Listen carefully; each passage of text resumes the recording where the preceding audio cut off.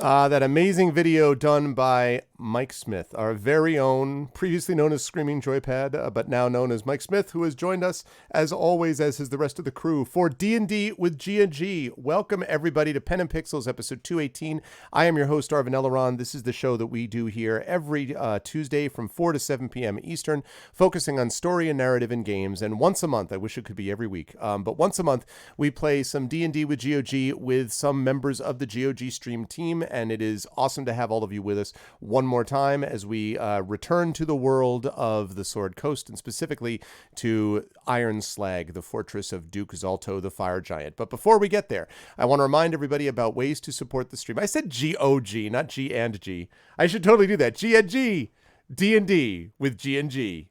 That would be good. Good and games. I think I could totally see that. But it's good to see everybody. I hope everyone's doing well. Before I go any further, let me remind everybody about ways to support us here on the channel. If you have not already done so, please follow us here on GOG.com.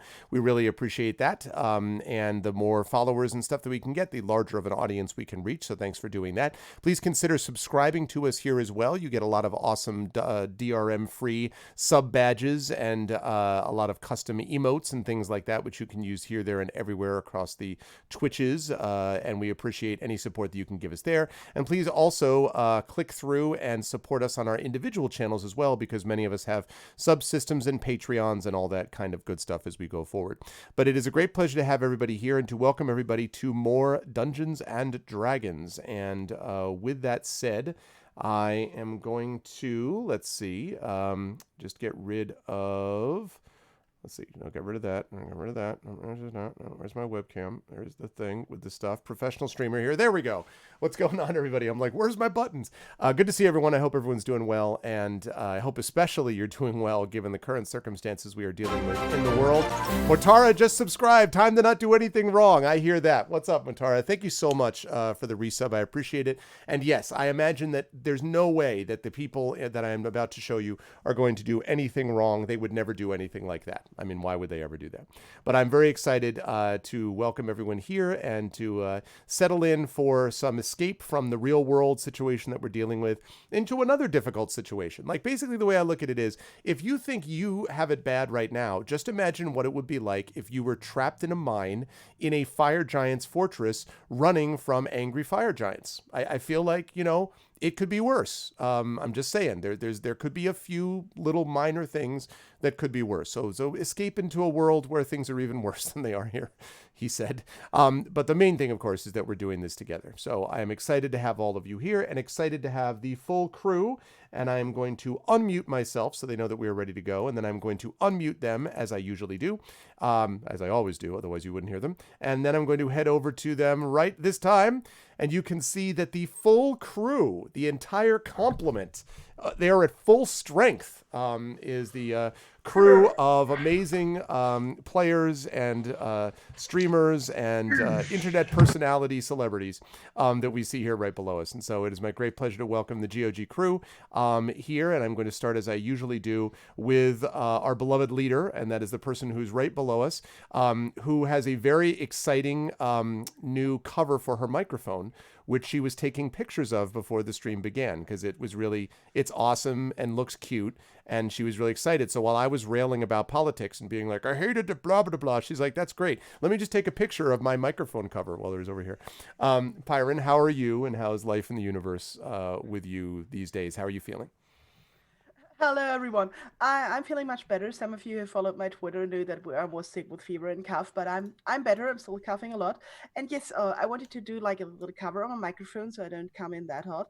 And I didn't find any socks, so I put on like a doll trouser, and now it has like bunny ears, and it's like really cute. It also has an evil glowing eye. But yes. That's what makes it And cute, is the evil glowing eye. yeah. Yeah, yeah. I'm playing Rita Goldenfire, the Dwarven Cleric of Holders, Maze Line Shine on Your Way. And we're actually in a place where there is more fire than usual. So things are interesting. Yeah, there is quite a bit of that, I think. And we're going to talk a lot about it because, boy, do we have an eventful last session that we'll have to catch up on. This is the thing about having a cliffhanger where you're hanging from the cliff for a really long time. You know, like you're just sort of like, what was going on at these moments? Oh! So- And can we mention who is after us today? Yes, I was going to let you do that. Yes. Oh, okay. So, all of you who have not looked at the schedule, which you should do, so, Pantsless Arian is actually back on the stream team for the time being. Yay! Yay! Woohoo! And he's going to stream Tex Murphy, the Pandora Directive, today after us. So we're all really happy to see him back and hug him and just be like, everybody should be happy when Aaron is around. So we are. Yeah, I made actually a comment. I was like, "Oh yeah, this is awesome." It's like it's the return of pantless Aaron, and I think it was Saber was like, "Well, it's the return of not having pants," and I'm like, "That's right. It's the exit of pants from the return of pantless Aaron or something." But he's back, so you know, you never really leave the stream team. You know, you come out and we just pull you back in. That's how that kind of breaks down today. And by the way, if I may say, since just before I move on to Saber, I was interviewing today the creative director of Zen Studios, which does Operencia, The Stolen Sun. And that game is coming to GOG at the end of the month. It's also coming to other platforms. And I wanted to mention, because I thought you'd find it funny, that when he was listing off the different platforms, he's like, yeah, so it's coming to PS4, Nintendo Switch, GOG, blah, blah, blah. And he's like going through all of it. He's like, and then there was another one. And I was like, Steam? He's like, oh yeah, Steam. I was like, so I just want to point out that he's like, not that I meant to forget that. I mean, it was really, please don't. And I'm like, I just want to point out that GOG was mentioned before. Steam was forgotten, but GOG was not. So anyway, I thought you'd appreciate the fact that GOG is on his mind and the mind of the company. So it's good stuff. It's good stuff. But always a pleasure to have Pyron with us. Also always a pleasure to have Mr. Darksaber 2K, who is sheltering in place in northern Wales. So as you can tell, you can see everything has been very different for Saber. Like if you look, you can see that he looks slightly downtrodden. Like, you know, the back of his room shows some of the scorch marks where he battled zombies.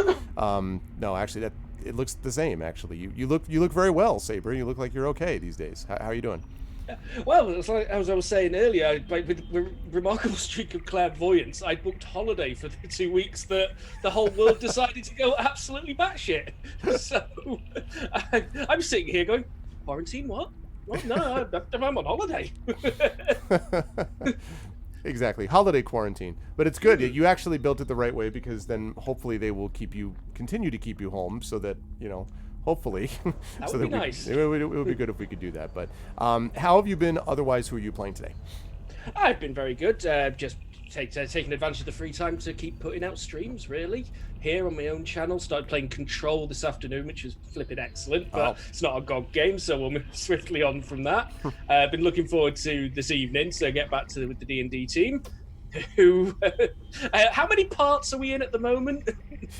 Well, you have. Yeah, exactly. Yeah.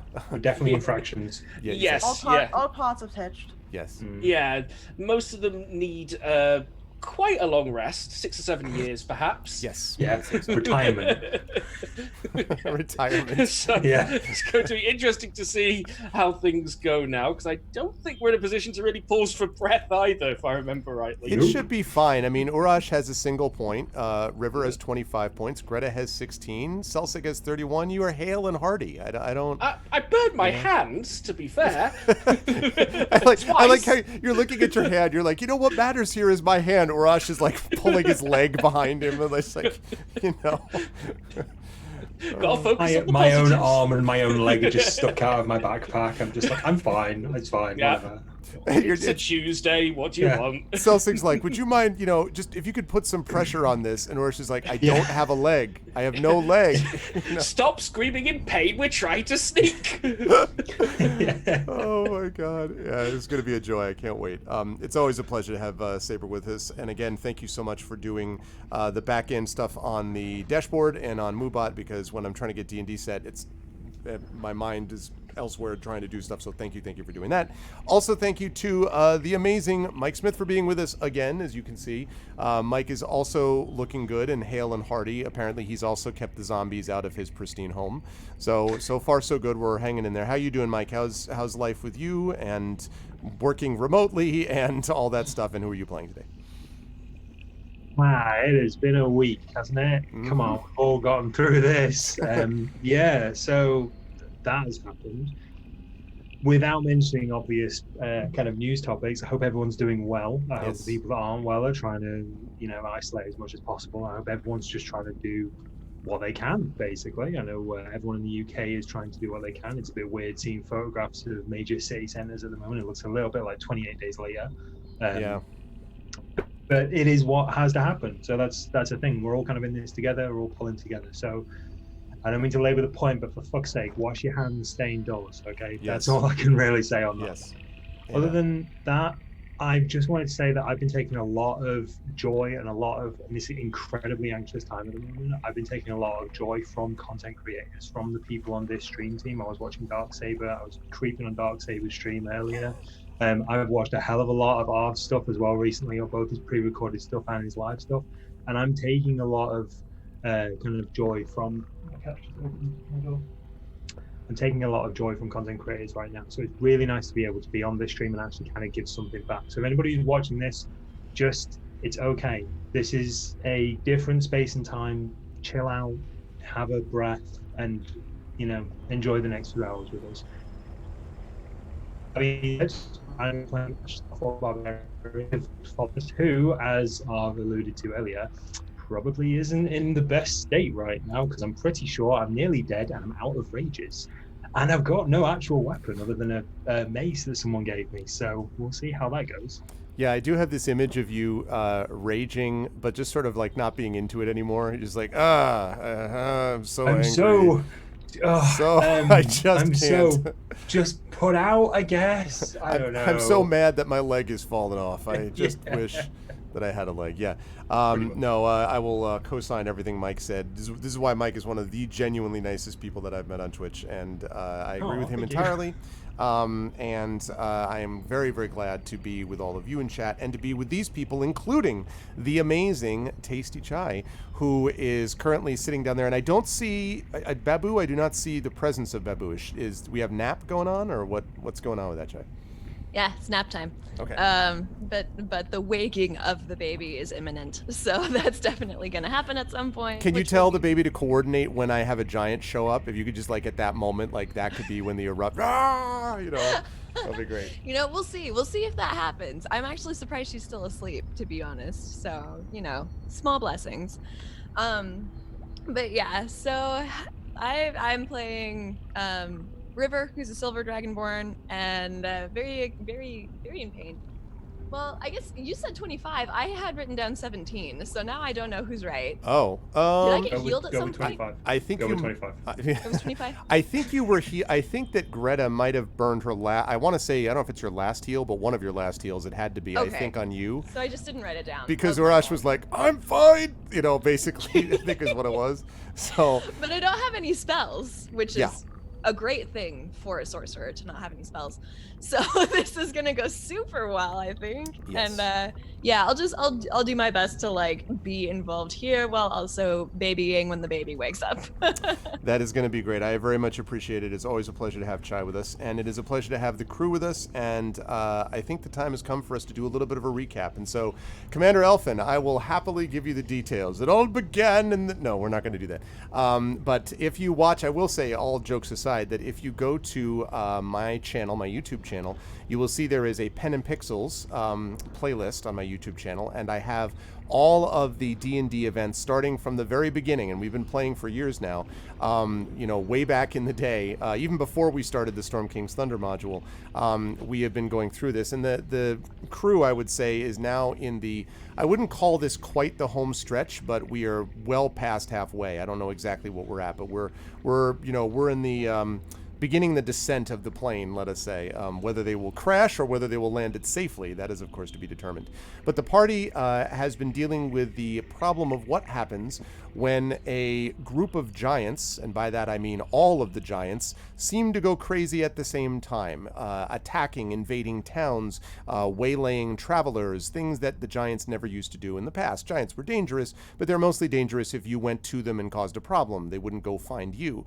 And that has changed over the last few months, and it's unclear as to why. And so the party went to try to gather information about it. What they've been able to determine is that the reason that there have been all these problems, and here I'm going to be spoiling previous story if you haven't seen it, so you should go away for a few seconds and then come back. But otherwise, you should stay. And I will tell you that the reason that the giants have gone crazy is apparently because King Hecaton, who is the head of the Ordning, the lead giant, if you will, has gone missing. And since Hecaton has gone missing, the Ordning itself has fallen apart. There is a power struggle among Hecaton's children for ultimate control of the giants. And so as a consequence of all of this, the party has found itself in a position where it has got to try to figure out how to essentially find Hecaton and get him back, or this is not going to stop.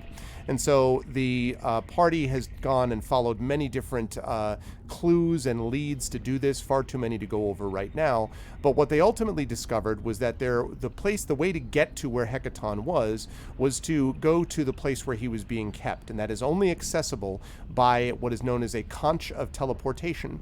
And talking to experts about it, and specifically getting the expertise of the Oracle, a magical sort of voice that spoke to them as it had spoken to the giants for eons past.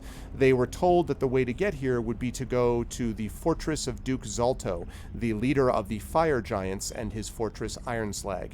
And so the party decided to do that after having a little bit of a encounter with a chimera, and then dealing with some yak folk and some excessive drug use, and managing to escape, and also dealing with slaves, escaped and otherwise.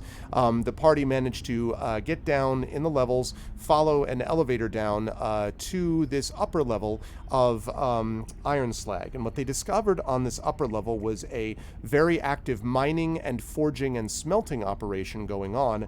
And the thing that is being built specifically is this enormous colossus, is basically what it looks like. They haven't been able to figure out what it is, but it's pretty easy to guess that it's not going to be good, whatever it is and whatever's actually being made.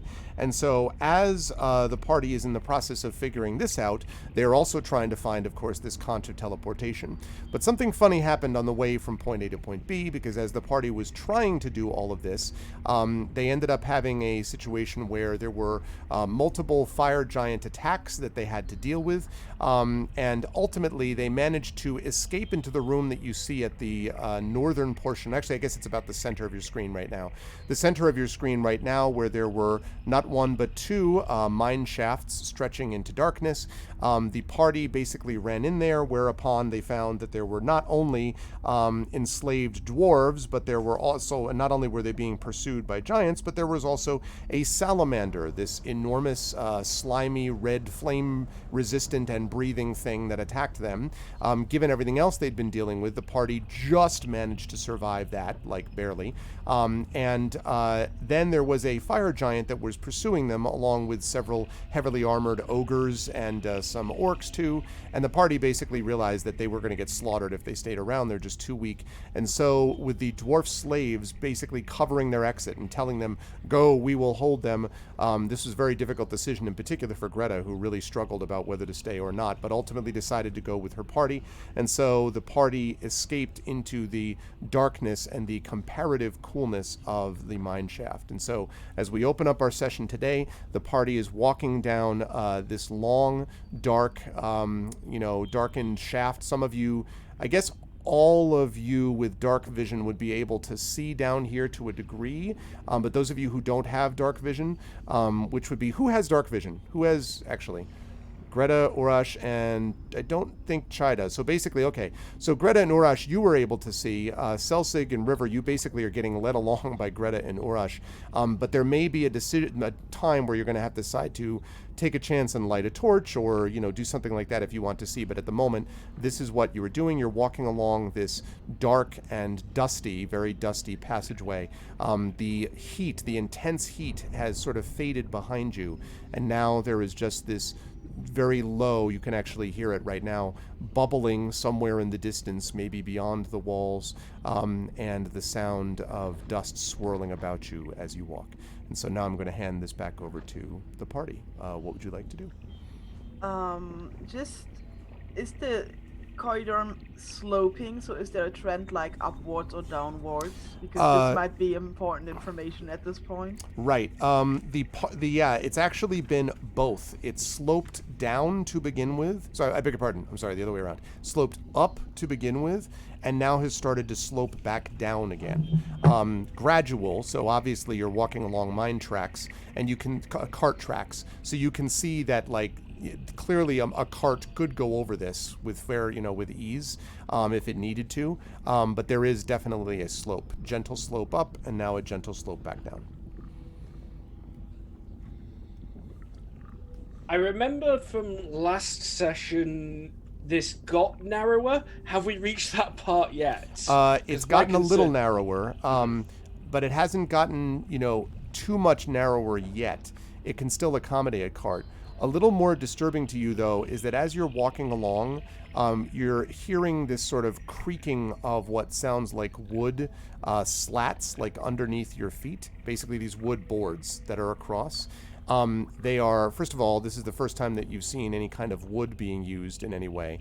And secondly, it's obvious from the cracking of the wood below you that these have not been maintained for a long time. In fact, this shaft does not look like it's being used or has been used for quite some time. The other shaft, you might remember, was the one that was sort of more active, and one of the reasons you went down this one was because you said it was a little, less traveled maybe, and therefore might be harder to follow.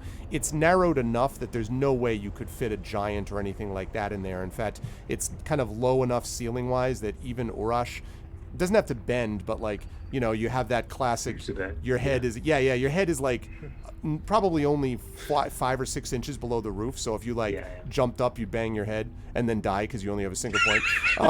So don't trip and fall because. No, actually, I think I don't have second wind either, ever, do I? Nope. Nope.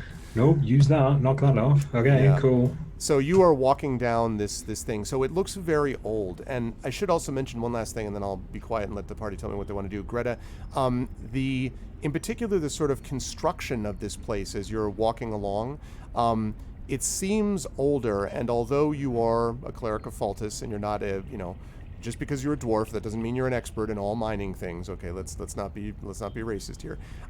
But it is important to note that you would recognize some aspects of dwarven construction, and if you were to guess, this doesn't look like the construction of the fire giants, or human construction either.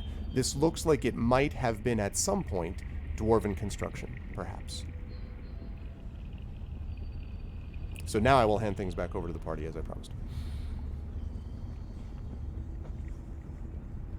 Okay, I take River's hand because she apparently is bumbling along, and recollect, maybe we can find a place to hide somewhere and rest for a moment. And I take Celsig's hand and bumble him along. Okay. So I guess we just continue forward, trying to find somewhere to. I assume so. Yeah. I mean, that's kind of. We can't go back, so. Yeah. Right. We can't go back. The giant can't come down here. Yeah, pretty much. So it's the safest we've been in hours. It is actually. Is this? What else can we see as we move forwards?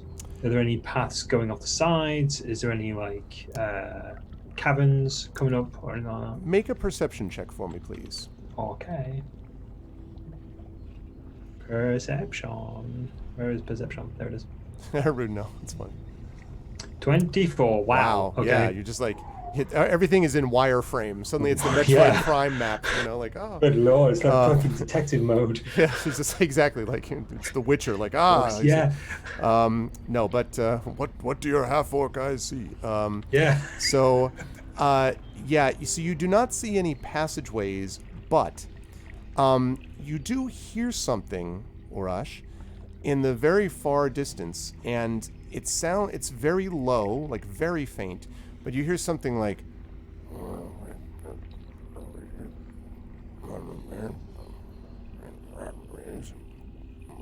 Does it sound like talking? yeah, but Like not in common. Well, right. Well, you don't know if it's common or not. It's too Okay. low to hear. But it sounds like it might be talking. But yeah, you don't. There's something weird about it. It doesn't sound like a lot of people. It sounds like a couple of voices, maybe. But it's kind of low and mumbly, and and it's in the distance up the passageway. Quick check. What's the walking order we're in at the minute? Am I in front or in back? It's big enough that you folks could still go like 2 abreast, but it is narrowing enough that probably 3 abreast would be kind of tough. So I would say that River and I go in front because you could just look over us. Okay. Okay, cool. In that case, I tap Greta on the shoulder. I ask her to stop. I stop. So and I'm saying this in a low voice, I can hear what I think is talking far off into the distance, but I'm not. I can't discern what it is, and I can't discern what language it is. But it sounds like a gruff kind of mumble. I try to listen as well. Maybe Okay, make a perception check. there's nothing there. You're like, what are you talking about? No, it's definitely there. You do hear this, Greta. And then you realize that it's actually like River right next to you. Like, what's going on? Like, bang, and you're like, because River and Greta are holding hands at the moment. So River's just like, where are we? No, I'm just kidding. I don't know what River says, but so. I mean, I am afraid a little bit that the mines might lead us back to the surface. So, and if there's an entry from the surface, then there might be the goat people might be coming through here. I don't know. Is what you're hearing? Is it like the way the goat people were talking? No, doesn't sound like that to you.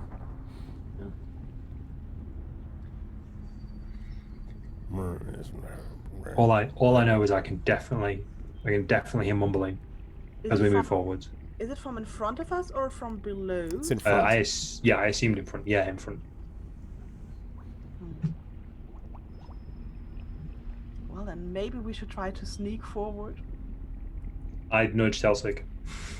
But he cannot see anything. Damn it. That's a good point. I'm not putting a giant light over my head. That's unfortunate. I could go forward and listen. Yeah, but if you don't see anything, you might fall into something. It's a mine. There might be. I agree. It's too dangerous. I'll stay. Were you hero? All An right. offer was made. I tell you what. If we go forwards, and I'll see, in a few steps or whatever, if we all wait and listen and see if we can make anything else out. I mean, it sounds far away, so as long as we don't accidentally set off a fireball, I think we're going to be okay right now. We've still got that rumbling through the rock. Fireballs don't accidentally happen. Just saying. Oh, do they not? Okay. They are the will of Voltus. Okay, so go forward a bit and see if we can hear anything. Yeah. Yeah. Cool. All right. So. Not the only one bringing it up. Love you, Greta. So, okay, so you travel forward. So are you, and I should ask, are you trying to stay just, you're not trying to stealth, right? You're just trying to stay quiet, no. I think. I'm not stamping. I will try to stealth just for the heck of it. Okay, let's see it. There. You're like, so stealthy. With that 7, yeah. Not super stealthy, Greta. It's one of those ones where you're kind of like, all right, everyone, follow me. You know, like super like loud stage whisper. But nonetheless, nothing else seems to notice you. At least nothing charges from the darkness to attack.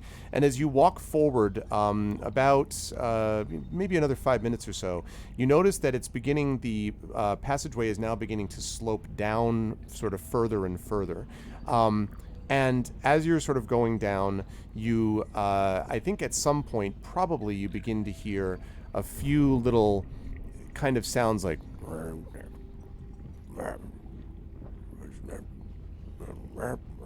You just hear little bits of it. Now, Urash has been hearing this all along, so this is more or less what Urash has been hearing.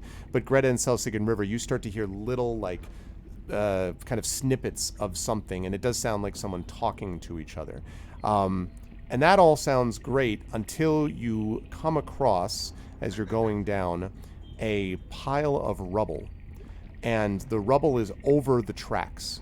So you're going down sort of lower and lower, and it's gotten more and more dusty, and like the wood, clearly there's not been a cart down here for a very long time.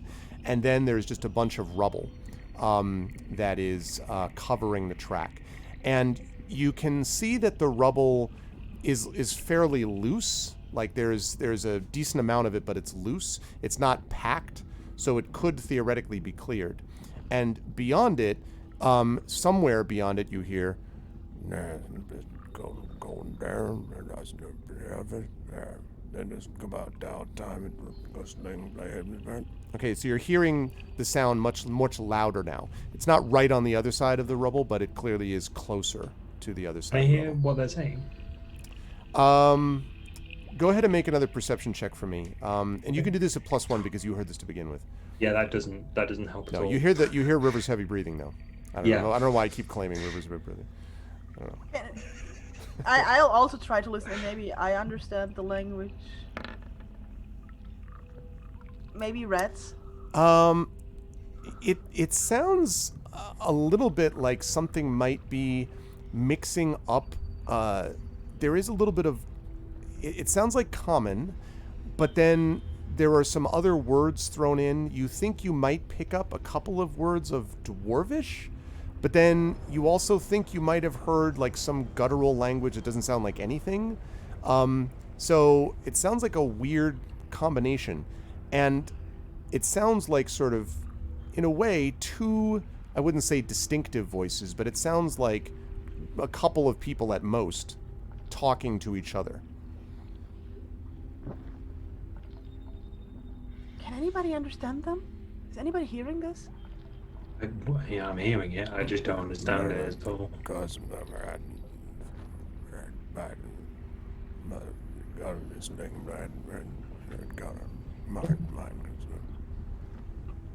Maybe we should say hi.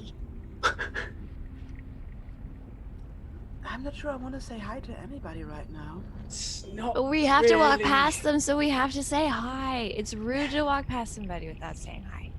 Saying hi to people hasn't really worked out since Greta gave the goat people a full test handshake. When was the last time we actually said hi to somebody? Check.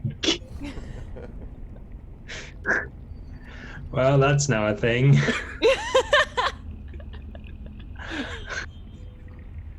You want to see the false handshake? You should see the false goodbye.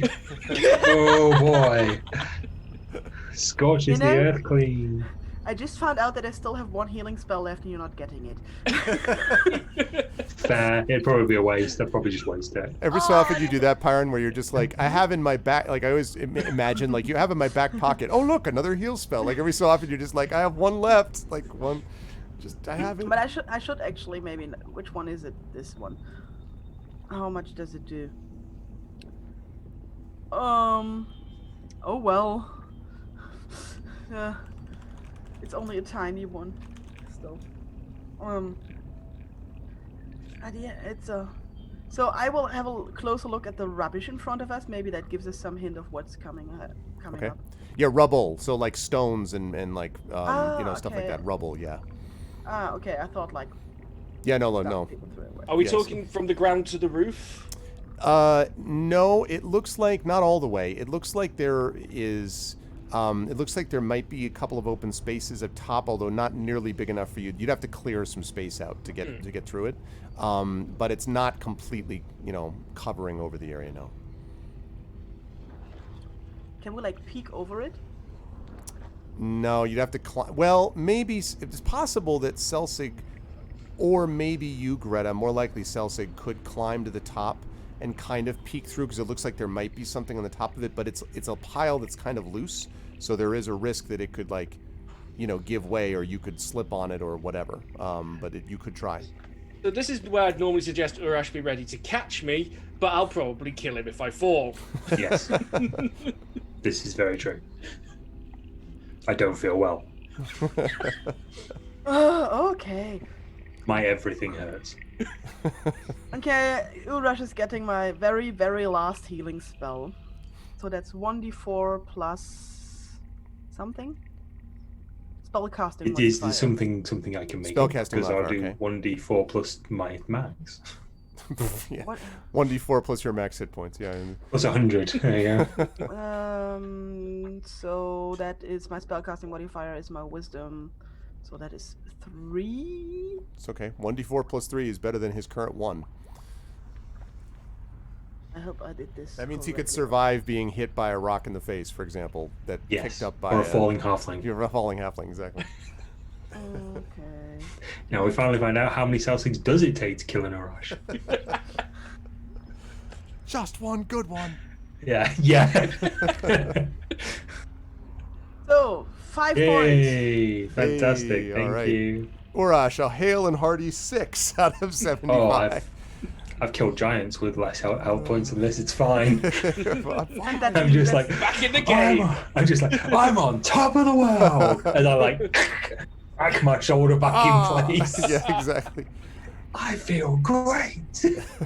Teeth fall out of my mouth as I speak.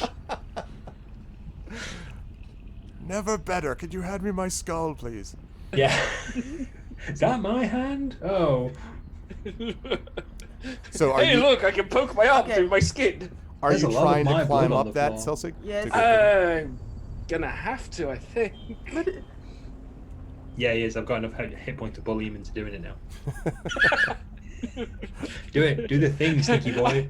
He doesn't look he'll die to a kick in the shin. I'll do what he says. All right, so if you're going to do this, you're going to have to make a dexterity check. I will take Okay. acrobatics as you climb up this kind of loose rock stone pile. Okay. What's up, Rob? Yeah. Is this your finger? Ooh. You're like, all right, I got. So what happens is you get up about halfway, and then you reach for one stone, and the stone gets loose, and you're like, all right, that's fine. I'll just reach up here, and then another stone comes loose. You're like, that's less fine, and then the next thing you know, it's like, so you just like you don't get hurt. You roll to the bottom, but there's this tremendous like sound echoing up and down, the shaft, and the stops. So next question. Have I made any of the gaps at the top larger through this action? Yes, you have a little bit. Not enough for you to scramble through, but yes, you did a little bit. And also, by the way, Celsig, this proves that this rubble could not have been gone through by anybody else or anytime recently, because it's just, it fairly quickly was moved out of the way, even unintentionally. Good news is we could shift this. Bad news is they've definitely heard it. Well then, let's get over it, I guess. I start climbing up. Like, Yeah, pulling- there's not pulling a lot river- else to do. is Pulling there? river behind me. I mean, Now, would we actually fit through this gap? Not yet. Okay. Will I fit through this gap? No, decidedly not. Okay. It would be the right now. I would say nobody can fit through yet. But Okay. Celsig almost could, and Greta a little bit less, and then River less, and then you not at all, until they cool. have a chance to clear it out of the way. So if you all sort of start not just climbing but trying to shift things, you make this this terrible sounding noise. It just echoes up and down. But after about 10 minutes of everyone working on it, you've cleared enough out of the way that you think you're basically able to see through it, and you can actually move over it. And Greta, I think it would be you at that last moment that kind of pulls yourself up and looks over, and you see something really odd because, again... Just to confirm, sorry Sure. to interrupt. That's okay. So I asked if we could fit through it and whether or not we'd need to shift the rubble, but I never confirmed with the party if that was what we actually wanted to do. Oh, I beg your pardon. So I just want to confirm, just before we spoil any surprises of, oh, by the way, it was a dragon. Is this, like, I will turn to the party and, like, well, if they've heard us, should we just dig our way through? I think we should go through because we can't go back. Okay, as long as everyone's in agreement, and I look at River and Salsic, who are probably just blinking into the darkness. Well, we could go forward, or we could wait out the end of the world right here. There's no food here, and I don't think you would taste Also very that. good. So let's. Okay, I go must for be it. low on energy and hit points because I actually had to think about whether or not that would be a viable option. Okay, yeah, we did our way through. Oh, man, I miss my axe. Oh. Thank you for the follow, Crusenhold. Welcome to the DRM free community. All right, so you folks are going to try to get over and through, yes? As I understand Yes. it?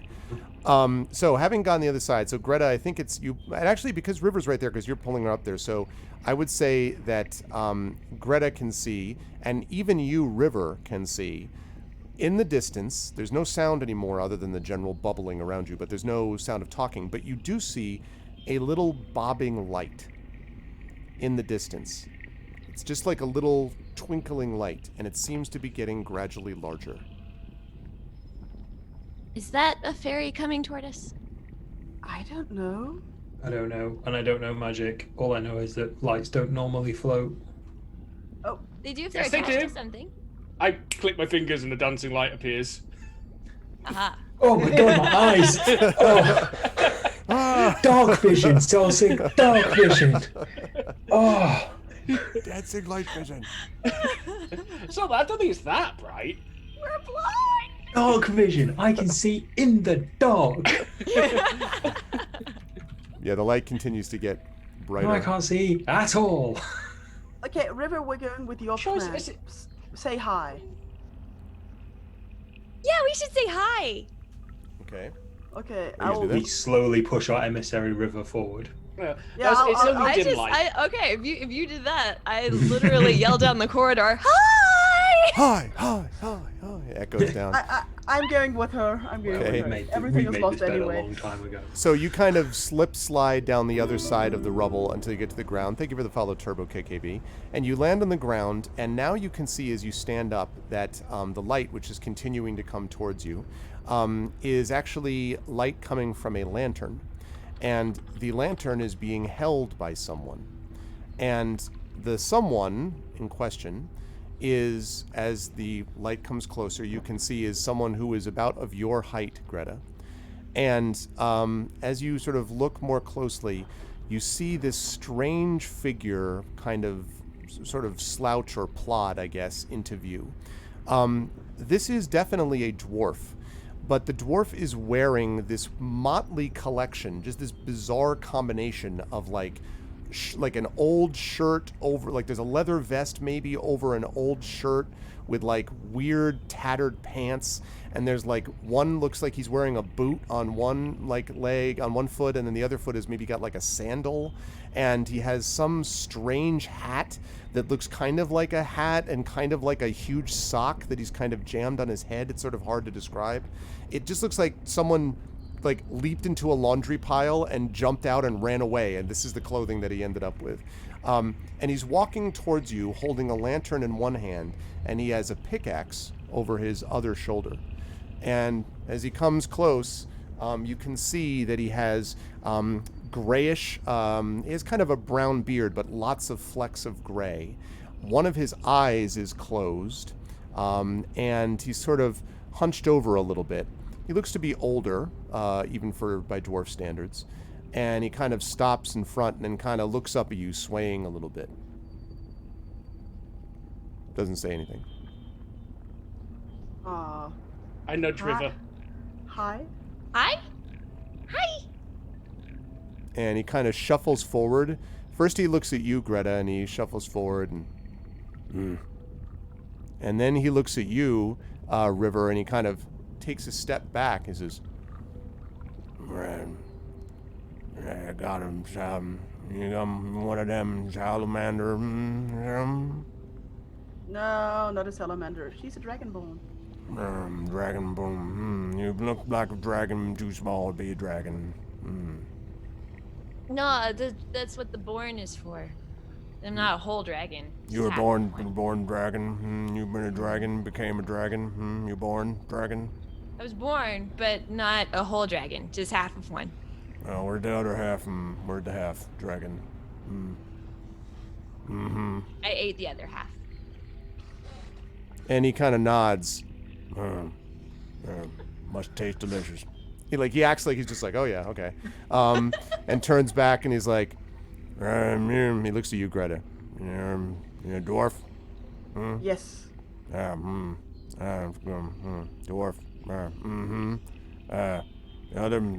Just the two of you? No. Where's the other? Coming up behind. What are you doing here? I'm holding looking up down the shaft. Looking at the mine. Thank you for the subscription, Commander Elfin. Looking up, down. Thank you. Yeah. Oh, Dear, I'm free. are you alone? You mean by myself? Yeah, yourself. Is yourself alone? I've always been by myself. I'm by myself now. I'm not by myself because you're here. Okay, yeah, I did not take that into account. That is very true. Technically correct. I look at River because I feel she's like more suited to this conversation than I am.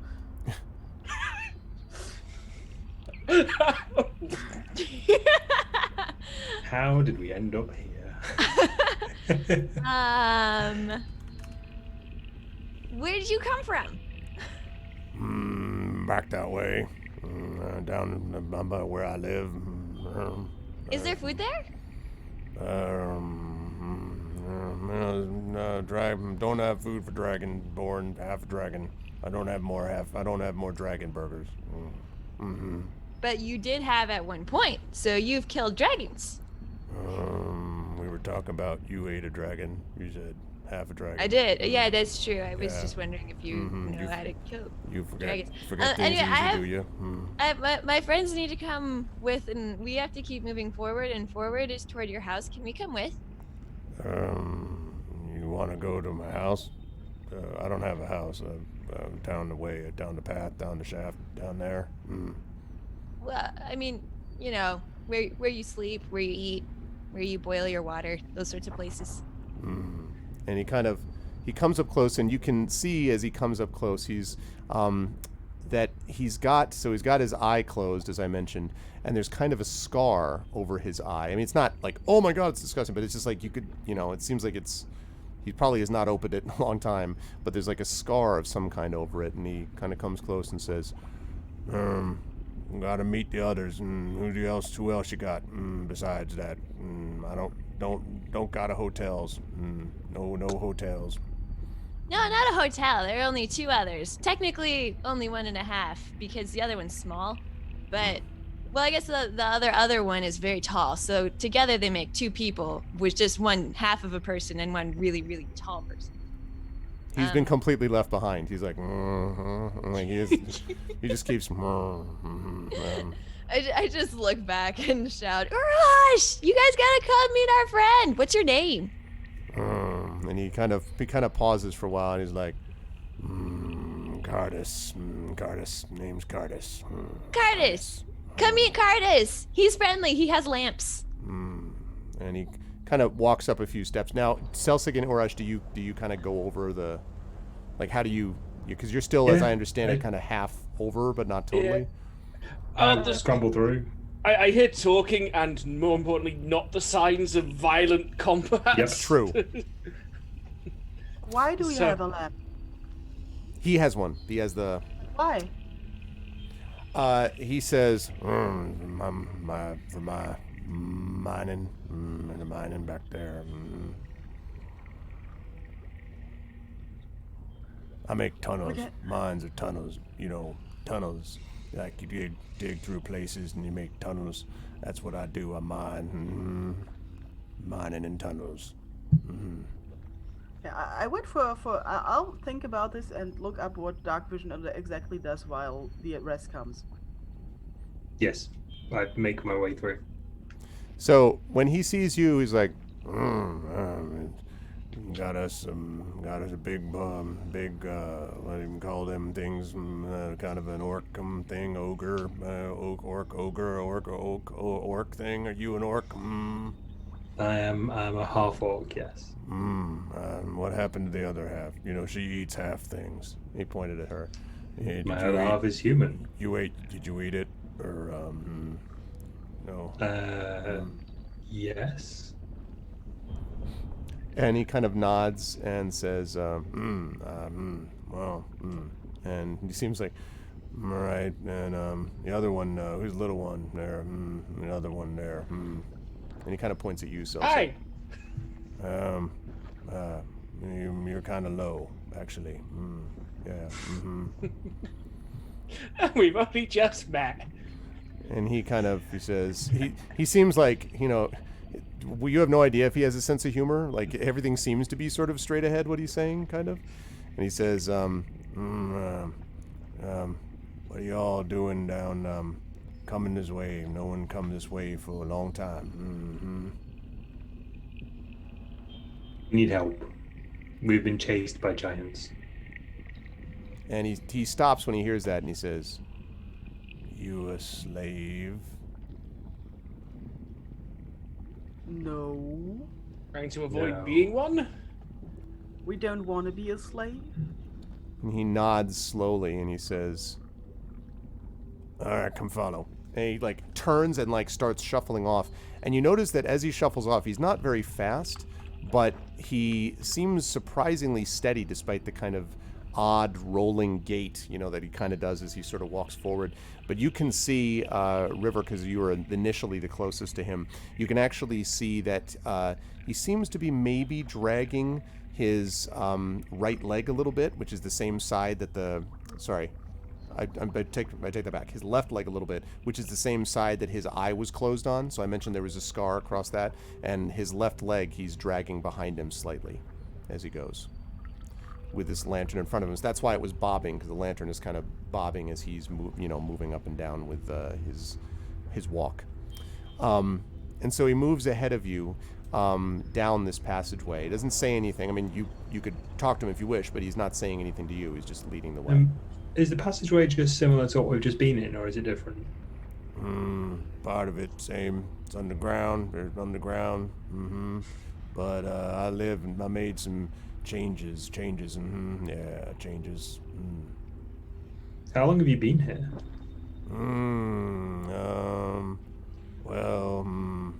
Let me see. And he sort of does this which apparently is his sound for thinking. And then he says, what time? When did I do that? And then he says, in a very different kind of voice, well, they're going to know when they see it, won't they? Now, he says that, so he's like, and then you hear that voice, which does not sound like his voice, but he clearly spoke. And then he says, I don't remember all the time. Well, if they keep going, they'll find it. Okay. Now, again, no one spoke out of him. He spoke, but it was not the same voice. And he says, then the thing says, see it soon coming there in the wall, on the walls. And you look to the left. I mean, well, do you? Because he points out the wall. So if you look in that direction, all of you can see that there's a little notch, like a slash in the wall. And it's stone, but it looks like it's maybe softer stone. So he must have you could have done it with a pickaxe, or like he has, just like someone drew it in the wall. And the first thing you see is just a single slash.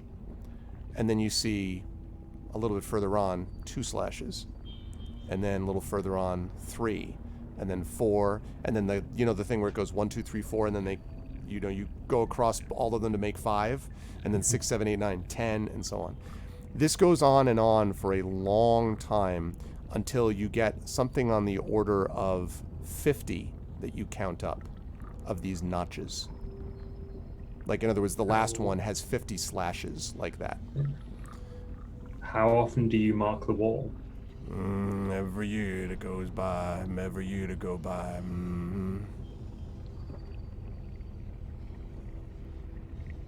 Where did you, where were you before this? Back there, other side.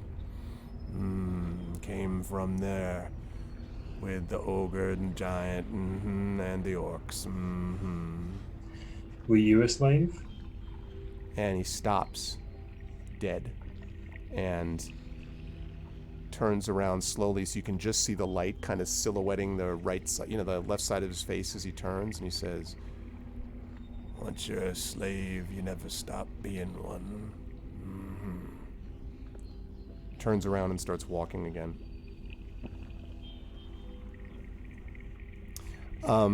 After another, probably, and this whole conversation and the looking at the notches and everything, it's probably a good 20-25 minutes more of walking. Not that you're going very fast, as I said, but eventually he gets to this one spot where it looks like the shaft, which has been steadily going downwards, kind of levels off, and there is a little T-junction, basically, where, you got the shaft ahead of you, and then there's one going left and one going right. And so he takes the rightmost passage, and he walks along maybe, 100 feet or so, and then he stops and looks up to his left, and he looks at the wall, and he says, all right, walk on through. And he walks into the wall and vanishes. I remember when we did that. Yep. All right. I'll walk into the wall. Yeah. Yeah, I walk into the wall. So as you look at where he went, you can see Hand that, first. Yeah, exactly. You can see that actually this seems to be essentially an illusion. At least that part of the wall is an illusion. There seems to be a break in the wall. And as you're sort of going through it, there's a moment of darkness. Even for those with dark vision, like for a minute, you're like kind of disoriented. And then you hear first him say, all right, should be more room in here. When you get to the other side of this illusion, what you see in front of you is this extraordinarily well-constructed room. There are what look like sort of like beds with mattresses, although you don't know if it's a mattress or if it's maybe just a stone bench, but the point is, like, beautifully crafted out of stone. And you can see that there's actually steps that have been carved out of the stone leading down to the beds. In the center of the room is what looks like maybe like a fire pit, like something which has been designed to hold coals or wood or something like that, and there's a little bit of a fire burning. Beyond it, on the other side, there are steps going up out of where the fire pit is and leading to another open chamber in the back. And above, you can see this beautiful kind of what looks almost like etching work in the stone. I mean, these beautiful swirls and curlicues and, like, essentially adornments, like these beautiful decorations that have been carved out of the stone itself. So everything about this has been dusty and old, but this looks pristine and apparently dust-free and beautiful. What's the carving of? The carving is not, it doesn't specifically look like a carving of any particular type. It's more like swirls and, like, decorations that go with the curves of the stone that has been shaped. But it doesn't look like anything specific, except that it is spectacular work, like, top level stonemason and artist work. And You make this? Say again. Sorry, Saber. What? Oh, I was going to ask him, did you make this? And he says, made everything here. Used to make things, a lot more of them back then. And then he says, you did, didn't you? That's what I said. He's like talking to himself. I'm like tracing my fingers along some of the swirls because I find it fascinating. Like, Spectacular. This is really delicate stuff. Yep. I've never seen stonework like this. Yep. Like, I'm just in awe of it. They never found you. Did they come looking for you? And he kind of looks back at you. He sets his he puts his lantern down on the floor, and he says, "No, just one dwarf. Never bothered to find me. Came here, couldn't get out, but found some place to eat. Down on the other end, there's fish. I like fish. Used to eat them. Other things came here. There's plants, moss. I can eat moss too. Couldn't get out, but I could survive, and I stayed. So, these mines, do they lead up or down? They lead up and down and to the side.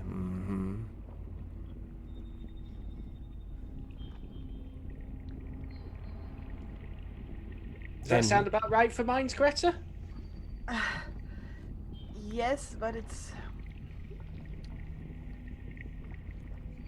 I mean, why... Is there something dangerous in this mine shaft? Why did they abandon it? Hey, giants. Lots of mines. Lots of them. Didn't need to go get this one, guess. I don't know. Decided to use other ones. There's other mine shafts. There's all kinds of things there. A lot of slaves. That's what I hear. But I don't go their way. I don't want to be back. I understand that. So did you cave the tunnel in when you escaped? And he nods. He says, figured it was a good idea. Less chance of anyone following. That's true. We only followed because we were desperate, because we were seeking refuge. Why you trying to escape if you ain't slaves? What are you then? We are travelers, and we are trying to stop the giants from doing something very, very bad. They already do something very bad. He kind of turns away. Yeah, And now they want to enslave the world. Something real bad. So really, really bad. When you say the thing about really bad, and Celsig, when you say the thing about enslave the world, hello, bearded dragon, welcome.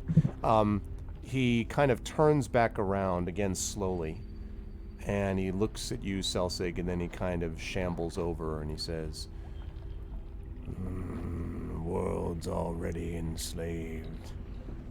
Don't care about us, do they? We stay here. Rest of the world lets it go by. No one came to help me. I found my own way out. I don't know why I owe the world anything."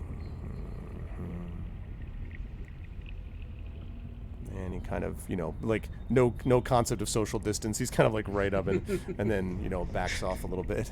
And I know some people like that. Yeah, he backs off a little bit, and he sort of goes over to you, River, and he says, I remember I saw a dragon back once when I was in the open air. It was scary but beautiful. Never seen a dragon born, but I seen a dragon. You ever fly? Oh no, but that would be cool. Do you know how to fly? And he shakes his head. No, never learned. Me neither. I just pat his shoulder mournfully. He kind of nods slowly, and then he says, "Of course, a dragonborn isn't a dragon." Yeah. I don't know. She said dragon. Who's your friend? Friend? What do you mean? Who said dragonborns aren't dragons? Is that your friend? And he kind of looks confused. No one here but me. That's right, no one here but him. Can we talk to him for a few moments? I don't know. What do you... And then he kind of like, his eyes widen a little bit, and he's like, oh, you mean... didn't even know he knew about... there, one... And he turns around like he's figured out what you're asking him. And he kind of wanders into the other room. And then he comes out and he's holding an empty helmet. And he puts the helmet down on the ground in front of you. He puts the helmet down in front of you. And he points at it. He says, you mean him? Is that who said that dragonborns aren't dragons? Well, more or less, yes. He says. Yes. While that looking person. at the helmet. Who is that? Who spoke? Well, he did. And he points down at the helmet again. Well, who is this? And Is this a friend? he kind of he shrugs as if every time you say friend, he seems a little confused, like he doesn't, what you're saying isn't quite right. I'll have a look at the helmet. What kind of helmet is this? I'm not putting it on. No, I know. This does not look, first of all, this helmet is like crumpled and bent, and you don't think you could put it on even if you wanted to.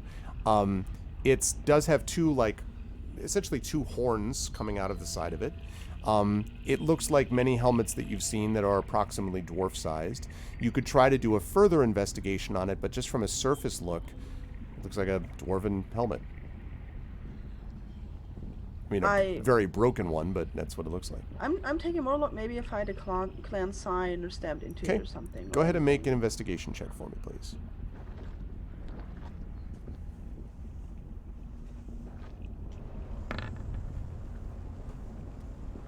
There. And by there we mean a 9. So, yeah, I mean, it looks just like a battered helmet. If you had to guess, it probably would have fit Cardis's head at some point. Certainly he couldn't fit it now, as I say, because it's battered and beaten in, and like the ends of it are sort of folded in, so he couldn't like fit it on his head if he wanted to.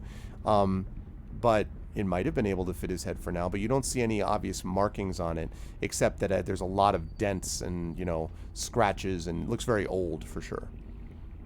Was this yours? And it's kind of, he sort of mumbles and, long time. Can I take a closer look at the dents? Sure. Is there anything that looks like a powerful blow to the head? Go ahead and make an investigation check for me, please. You can do this at advantage. It is. Investigation, still -1. 6. There's a lot of dents in this helmet. This is a very dented helmet. You've seen dents, and this is definitely a dent. Series of Good. dents. Yeah. Dented helmet. Yeah. Good. It's very dense. It's very dense. It is your density. Yeah. So. I just slumped down, exhausted. Cardis, can we stay for the night, or for a rest, or whatever time of day or night it is? And he says, he kind of murmurs to himself, and then he looks down at the helmet, and then looks back at you, and he sort of, without answering you, he wanders out of the room, and then he comes back, and he has with him what looks like a bag, and it's a bag of fish, sort of large, silverish fish. And as you're looking at it, you can see that you expect that it would like smell terrible, but they actually smells fresh, and in fact you think you see a couple of drips of water dripping off the bottom of the fish, as if these have been recently fished out. And he takes the bag over to the fire pit, and you can see that there's a little iron, like a grill on the top of it almost. And he takes the fish and he puts them and starts to sizzle them. And you can see that actually the silverish fish have already been scaled. So he apparently had done that before you arrived. And so he's starting to grill these fish. And they smell delicious. Like, I mean, they, great, wonderful smell. And these are big fish too. And so it sizzles, and he hasn't answered your question, but he's just sort of like, attending to it, and every so often he mumbles.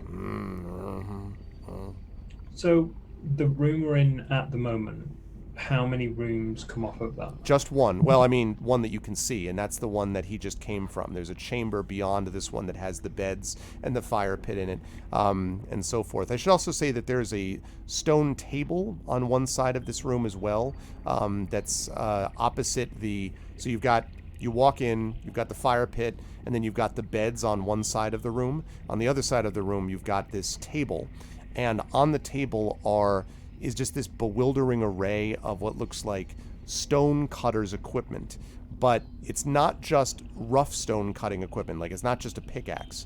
You can also see that there's lots of what looks like almost a set of chisels, but like very fine chisels too, like ones that you would have to use like a small hammer to actually work. And you can see that there's a bunch of tools like that, from very large rock cutting tools to very small ones sitting on that table. They look very well cared for, by the way, all of them. Can I take a quick peek into the room that he came from? Sure. If you walk up the stairs and look, you can see that it's a smaller chamber, and you think that there's a little bit of a sheet or a cloth or something that's kind of drawn aside, but you think you can see that covers the door basically. But you think looking through it, because he left part of it up as he came back in, you think you can see what might be another one of those stone benches or beds on the other side of the room, and there looks to be, for want of a better term, a desk. There's like a desk there, and you think you might see a couple of books on it, although you can't quite see it from your vantage point. Okay. I rejoin the rest of the party. Okay. And he says, as he's cooking the fish, he says, behind without looking back at you, go take a rest if you want. Sit down on the beds or the steps. Making fish. Cooking fish.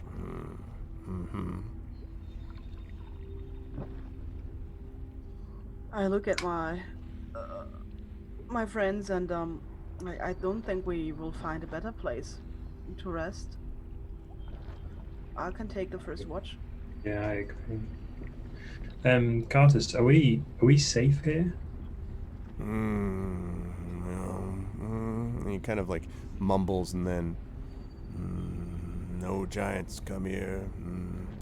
Ain't seen orcs and ogres for a while. There was one orc long time ago, but not anymore. And as you sort of look over, as he's kind of, as he's talking to you, he kind of nods over in the direction of the sort of, again, it's this grill on top of this fire pit. And as you kind of look, you think you can see in there, Urash, what looks like a blackened skull. It's not just coal, apparently. There's a blackened skull. And now as you look, you can see a few of these blackened skulls that are kind of surrounding it. And boy, they sure look orcish to you. And many of these skulls have huge holes in them. And I mean, not eye sockets. I mean something that was... Like bash their skull in. Forcibly created, or something that hit into it, like a pickaxe, for instance. So I want to stand next to Cartus at the minute, okay, and kind of say, not softly, but not at full volume. I want to point to the skulls and go, did these orcs try to hurt you? And he kind of like sort of rocks back and forth a little bit as he's fishing, kind of hums to himself tunelessly a bit. And he said, some things hurt. Stop the pain. Won't hurt anyone else. No, they won't hurt anyone else. I want to lean a little bit closer to him. Well, I won't hurt you at all. I'm here with my friends. These are my family. And I want to know that we're all safe here. And if you have stopped bad things happening here before, then I know we're safe here. He doesn't say anything, and except to just sort of kind of hum to himself a bit. And then you notice at some point that he starts kind of a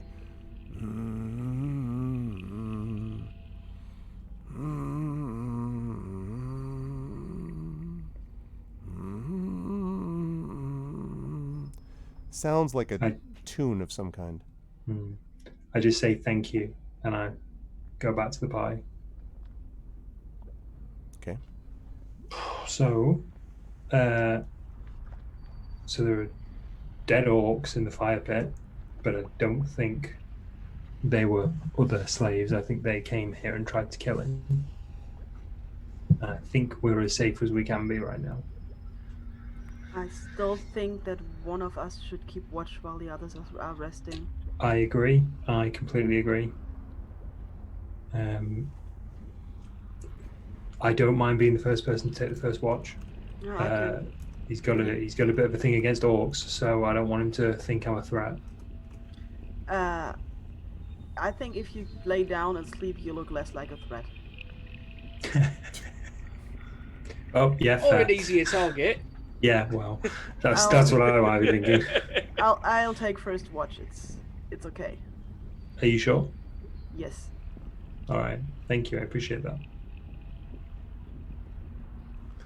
Okay. I've lay on a bed. Okay. Twice. So you're taking Greta. You said you're taking first watch. Yes. Okay, and then Selsig and Norash and River. I assume the rest of you are sleeping. Okay. And I would like Yeah. to know who takes second watch, so I know who to wake up. I don't want to try all of you. Yeah. I'm Greta's like, already who do I asleep. wake up? Go away, Mom. Yeah, no, not it. Not it, because I need to sleep. Oh, Celsic second watch. Yeah, Selsig, you have HP. Yeah, you have double figures HP, I think. My hit points are nobody's concern. You have no idea how hurt I've been. That means someone's fully healed then. Took a lot of I'm heart not. damage. No, I have burnt hands. Oh, yeah, I forgot about that. Double burn, because I did it on the blooming minecart, not the minecart, the ore hauler. Oh, yes, And yeah. then I stabbed Ore the salamander. Yes, that's very true. Oh yeah, that salamander. Do I still have his pike? I believe you would, because you were keeping his weapon. You were keeping a weapon. I don't think you can carry everything, but you were keeping. No. Yeah, But everything's so shiny. that's right. Welcome to my dilemma. Yeah, I know, right? Barbarian rogue. Just like I want to kill everything, but take all of their shiny stuff. I rage at the shadows. He's sneaky right up until the point the bloodlust takes him. Yeah.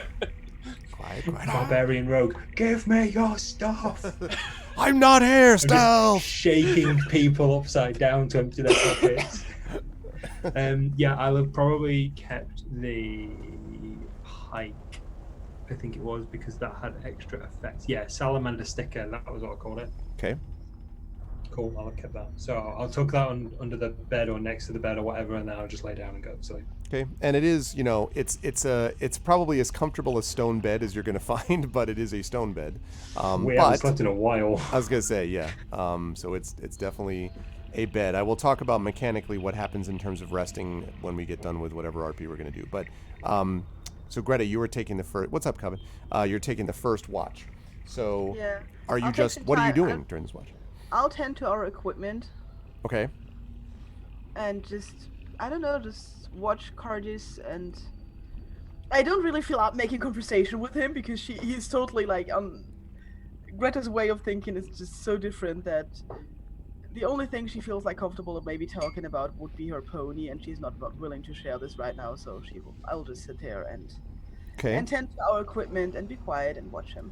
So he finishes up grilling the fish not too long after you first start, and he puts them on these what look like stone plates. But when you first see the plates, Greta, you're just kind of like, all right, those are just like plates. But then you look and you see that they've actually as he sort of brings them over, he puts a plate by each bed where people are sleeping, and he puts a plate by you, and the plate is actually. The edges are tapered, so it's flat, and then they kind of curve up and they get narrower. In other words, it's a shaped stone plate, not just a simple like it's a. You could have served this like there's beautiful decorations on the edge. You would see this in like dwarven royalty would have been okay using these as serving plates. And so he hands it to you, and this fish, the smell of which is delicious, is drifting off of the plate. Thank you. And he turns and kind of slouches his way up and into the room. And from beyond the sheet that covers over the door, you can hear him. He did not eat the fish, right? Because I'm not falling for this again. No, he didn't eat the fish. But I mean, you didn't see. Well, you didn't. No, but you got the. I mean, no, you didn't. But you got the impression that he just was like, "Here, have some fish," and then made you some fish and left. He may not have been hungry. Yeah. It's hard to say. They certainly Yeah. look. They certainly seem fresh. Yeah. Still. No. Not gonna do this again. The finest salmon. It could be a pike, then Urash could have 2 pikes. Hey. Hey. Like Very we nice. did Very then. nice. I like it. So okay. So your watch passes relatively uneventfully, and are each of you taking a watch, like all 4 of you, or is it just 2 of you that are covering like double shifts, basically? I don't know. I don't know, Celsig. Sorry, say again. I was just posting Wait. in chat. Everybody should do, like, I think long rest is 10 or 12 hours. No, it's long rest is 6 to 8 actually. 6 8 to 8 hours only. really. 8 hours really. So, if I do 2, then I only get 6. So I need to do. Or stagger it. I mean, like you could, I need to get. So I need to do 3 hours and then wake up the next one. So every one of us gets 9 hours, and Okay. then we're fine. Okay. Do any of you on your so you do that? Do any of you on your watches, Celsig, if you're up next, you can hear a little bit of that sort of faint humming coming from the room. I'll tell Celsig that I did not eat the fish because I did not see Cardis eat the fish. I was already eating the fish when she told me this. It is the best fish. It is such good fish. Scrumptious fish. Cold water fish, fresh caught, perfectly seasoned. You didn't even see him season it. Like Yeah, rock salt. grilled, exactly. Rock salt. Exactly. I'll go to bed slightly grumpy and hungry, but I'll go to bed. I kept start to on my Greta's principles. fish. I'm now eating Greta's fish. Still super delicious fish, even when it's Greta's fish. And also, just while I'm on watch, I'm going to be playing around with that music box I picked out, the one that people seem to hear different things from. Well, okay, so when you start doing that, when you start using that music box, the humming stops. And assuming you keep playing it, eventually he comes back, Cardis does, and sort of holds open and leans his head through. And doesn't say anything, he just listens to the box. And then suddenly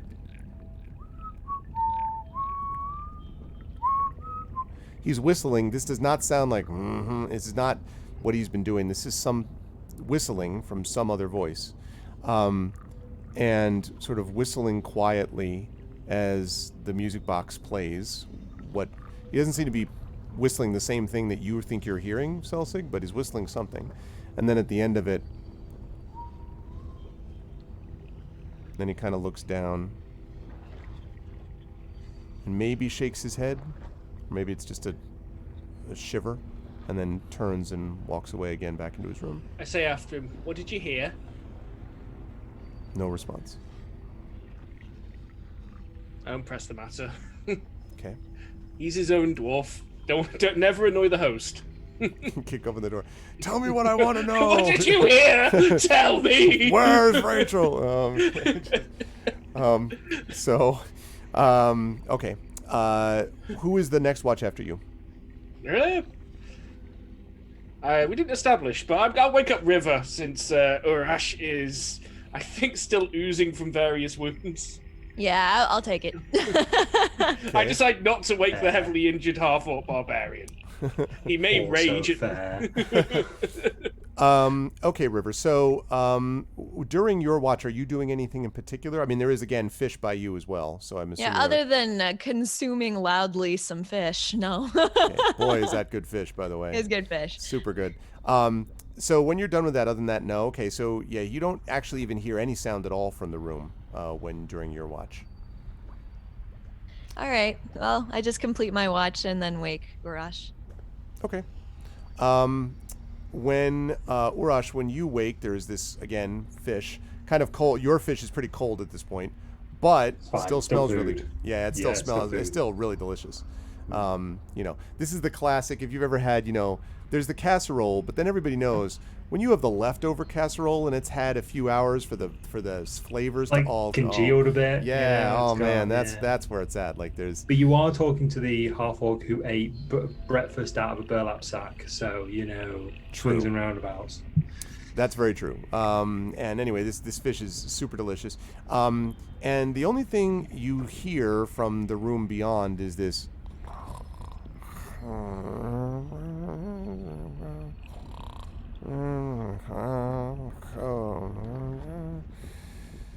And then I found him. And so there's this sound of, humming, but then every so often you hear, like, again, another voice that seems to be talking that is, again, not sounding like the regular Carter's voice. Okay. But I definitely hear, like, him being asleep. Yes. Okay. Or a really good facsimile. Yeah. Okay, I'm not going to disturb him. There is some stuff I want to do, though, if that's okay. Okay, sure. And then once you're done with that, I'll talk about the mechanical aspects of the healing part. Yeah, that's absolutely fine. Firstly, I wanted to spend some time praying to Tempest. Okay. So I wanted to sit by. Is there a fire or anything like that? Yeah, the fire pit. There's the fire pit that's down there. I mean, it's kind of low now, but still. No, that's fine. Well, I'll put a little bit of fuel on it if there's a bit of wood or something nearby, or a dead orc. I'll sit, and while still remaining awake, I will kind of meditate and pray to Tempest, because we've been through some really hard battles recently, and it's his grace that I feel has gotten me through this. I've come close to death a number of times. I've been disarmed. I've been forced to turn away from a fight, it goes against one of his ideals, and I don't want to seem like I'm feared of my enemy, but rather I'm choosing a tactical approach. I don't want him to think less of me as one of his believers and one of his followers. Every attack I've swung, every enemy I've slain has been in his name, and his name will help carry us and myself forward to help stop this calamity that's going on at the moment. So, as you're, how loud are you being when you're making this prayer?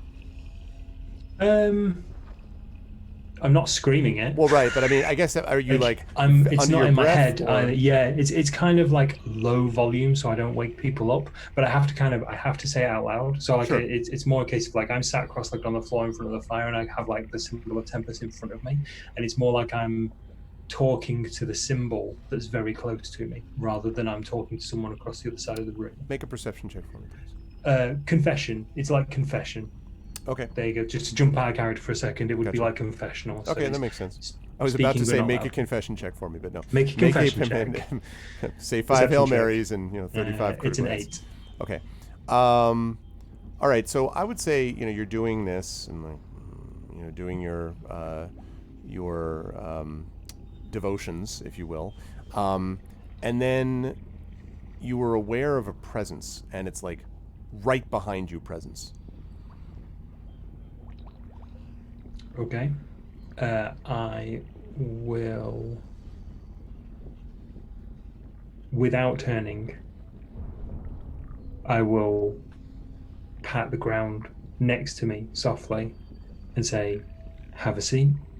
Join if you wish."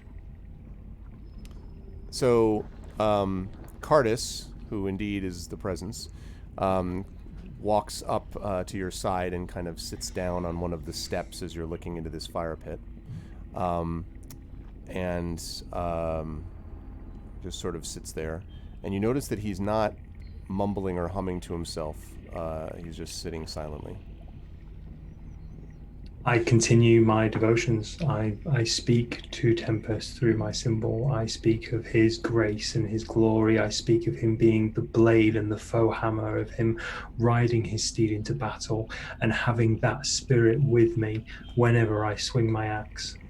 I mean, when I say my axe, there's a longing there. This is uncomfortable that I don't have this axe on me anymore. But again, I know that his guidance means that if I am to be reunited with it, then it's his will. And I trust that. And so there's a kind of, as you're sort of going through this, there's a moment where you are sort of doing your, perorations, and then you hear this sort of sound next to you, and the sound is, as you kind of, like, assuming you take a moment, I should ask you if you take a moment to, like, side-eye, like, kind of look over. Yep. Okay. Yep. So if you do that, you will see that that Cardis has his other eye closed now, and is kind of also speaking while you're speaking, but not the same words. But it seems like it's probably some kind of a prayer. Okay. Can I hear him? Yes, I would say so. But what languages do you speak? That's an excellent question. I'm going to say Orcish and Common. Okay. So yeah, you don't recognize the words that are being used. Yeah, Orcish and Common. Okay. He's definitely not speaking in either of those, but it sounds as if it's some kind of, like you, devotion. I don't interrupt him. And this goes on for a while, and his voice that he's using is he's using the sort of, not the but the other voice. And he goes through this, and then at the end of it, and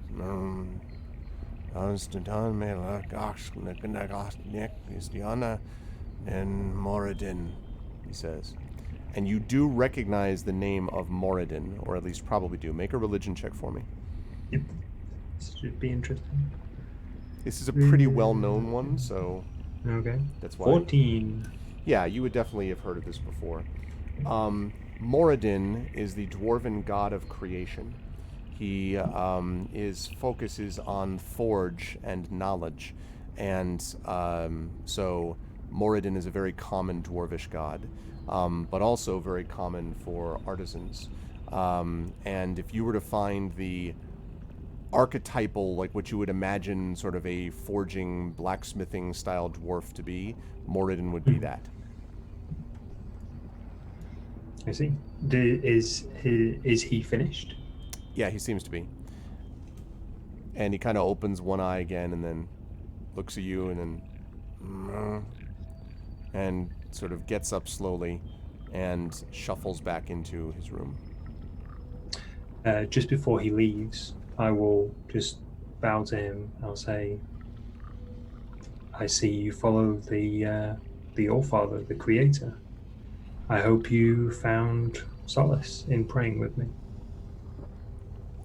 And he sort of pauses and looks back at you, and then...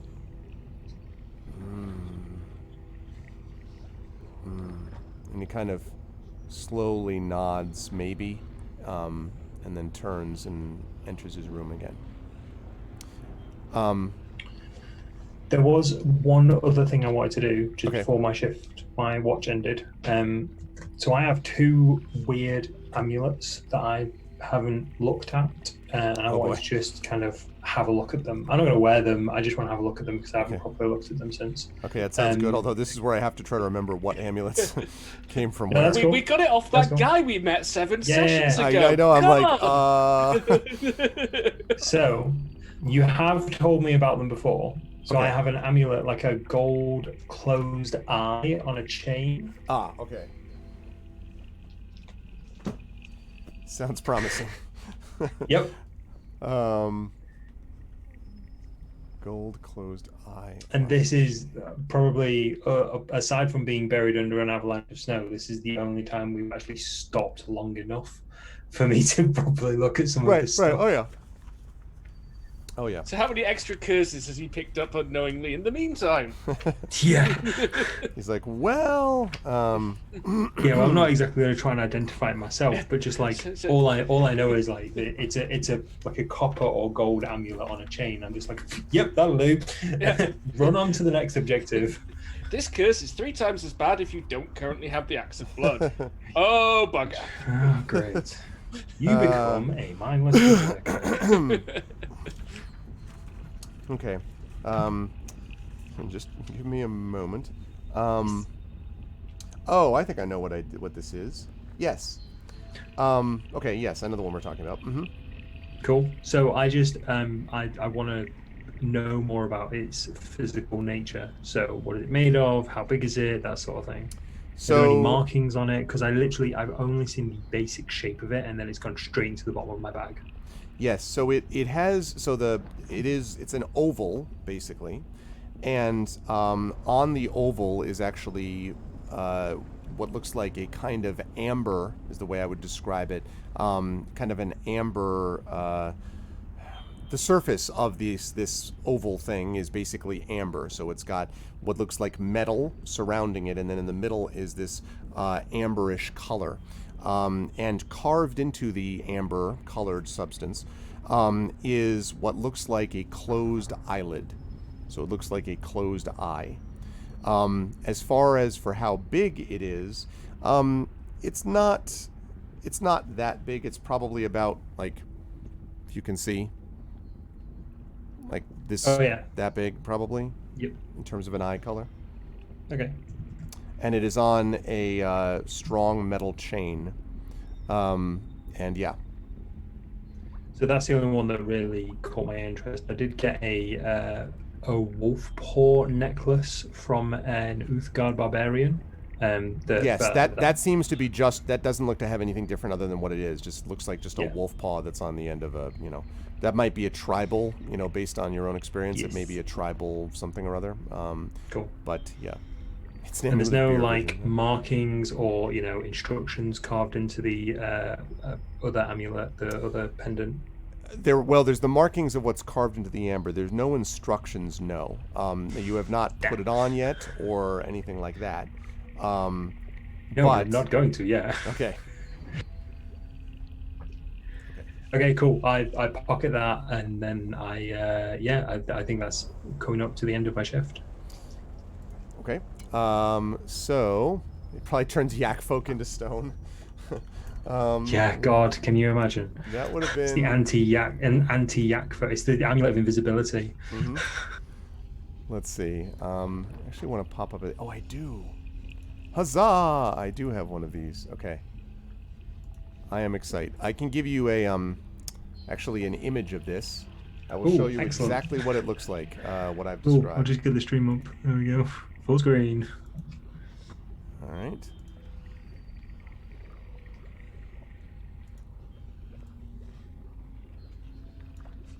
Okay. That's what it looks like.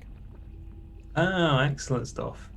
Oh wow, yeah. So that's different than I thought. I thought it was just like an oval penny almost, but no, this is like a big lump of amber surrounded by metal. I see.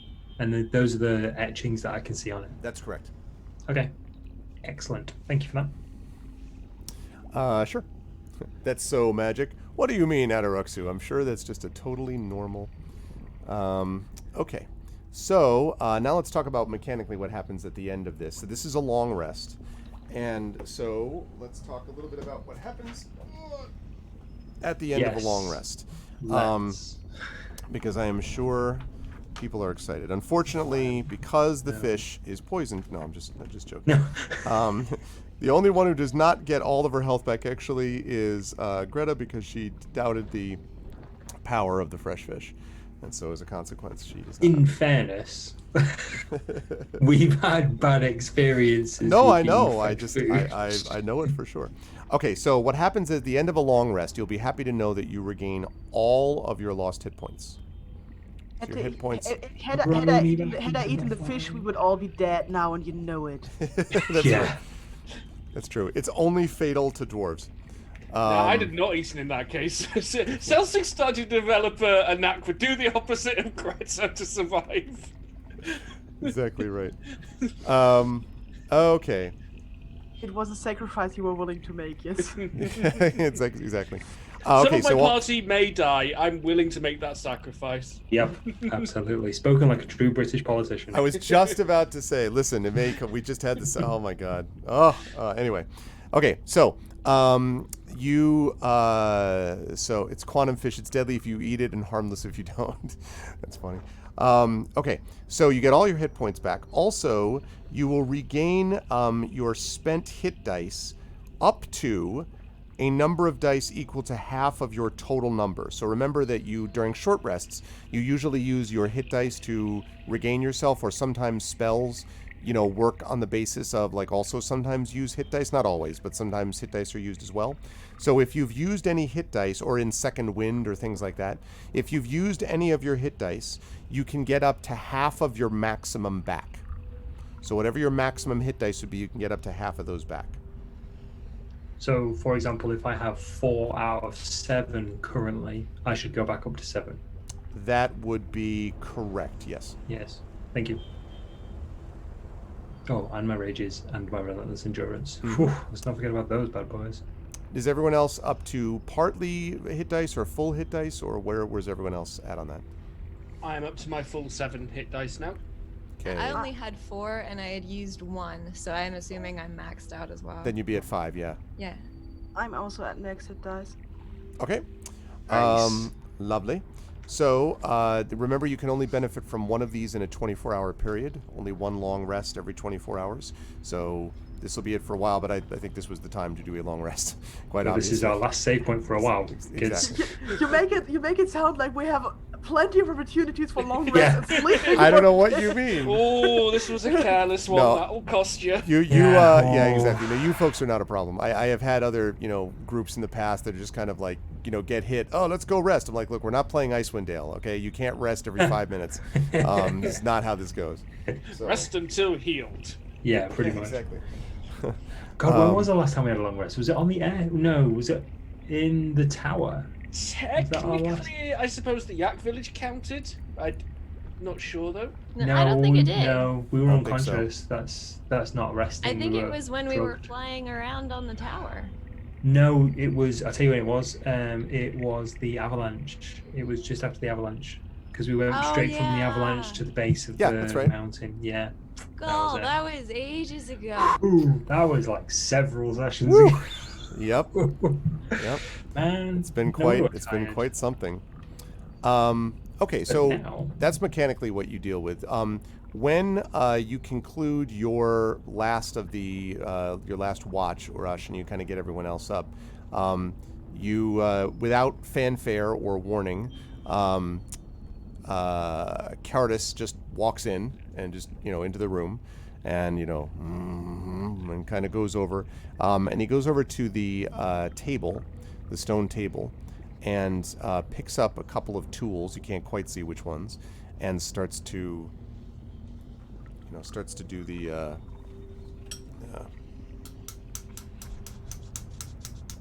like tapping and chiseling something maybe. It's craft, yes. Mm-hmm.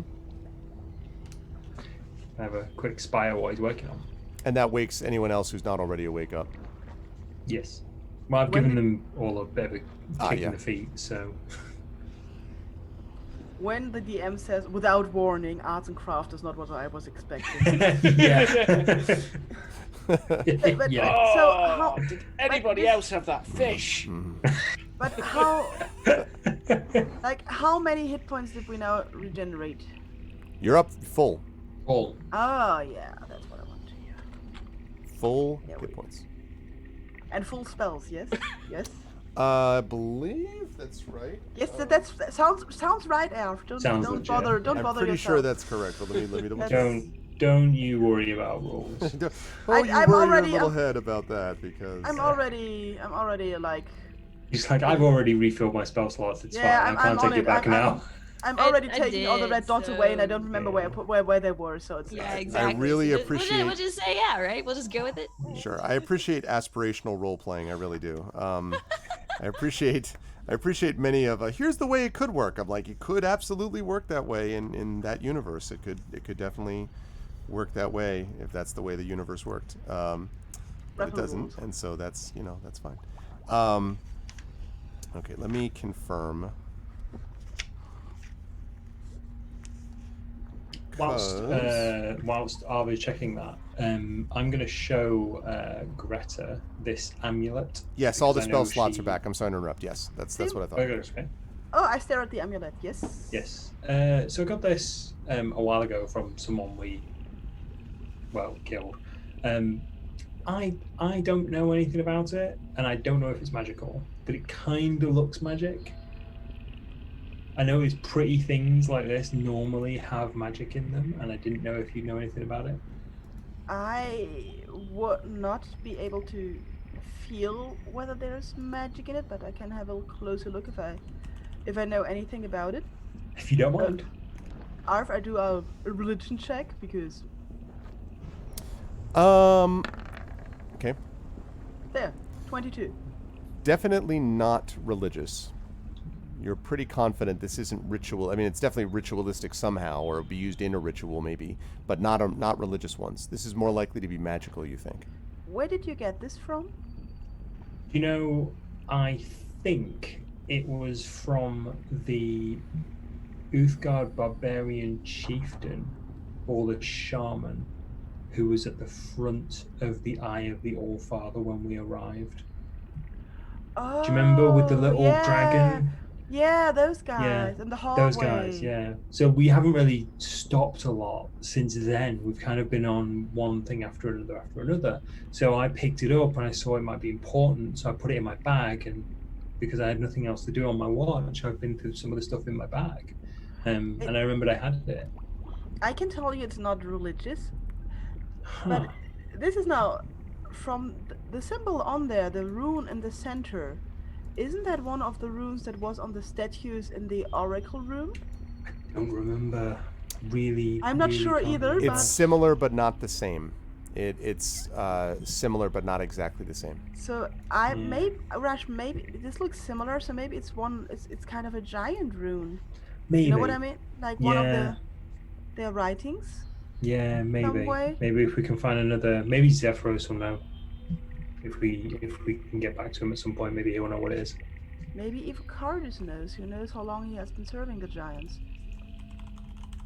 Yeah, that's a good shout. I will go over to Cartus and have a quick spy at what he's currently working on. So when you go over and look, and you kind of come up to the side to sort of look around his shoulder, you can see that he is tapping and chiseling what looks like a stone figurine.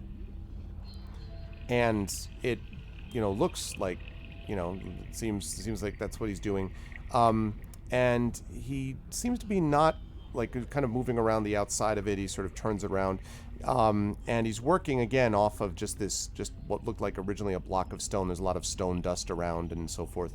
And as he's kind of tapping, you see that he has a series of other figures that are lying next to those on the table. And as he sort of, they're looking over him, says, not quite done, soon, maybe. And then you catch sight of the other three figures, Urash. Yep. And you see a dwarf and a halfling and a dragonborn, exquisitely carved. It's like you're looking at a miniature version of Greta in stone, and Selsig and River. Guys, I don't mean to alarm you, but I think we have official merchandise. I think we might be superheroes. I silently kind of motion the others over to have a look. I kind of point because I'm kind of stood to his side, so I'll use my hand like behind him to kind of point at the figures and get people to have a look at them. I come over and have a look. So yeah, you're looking at this exquisite figurine lying on the table. He's working on a fourth one, but there's three there, Greta, and you see yourself and Selsig and River, and they look, like small versions, and the stone is polished too, of the three of you that are lying on the ground, and then the fourth one, presumably that he's working on, is Urash. Cardis, why? Why what? Why did you make statues of us? And he kind of turns around. He says, no, just helps me remember.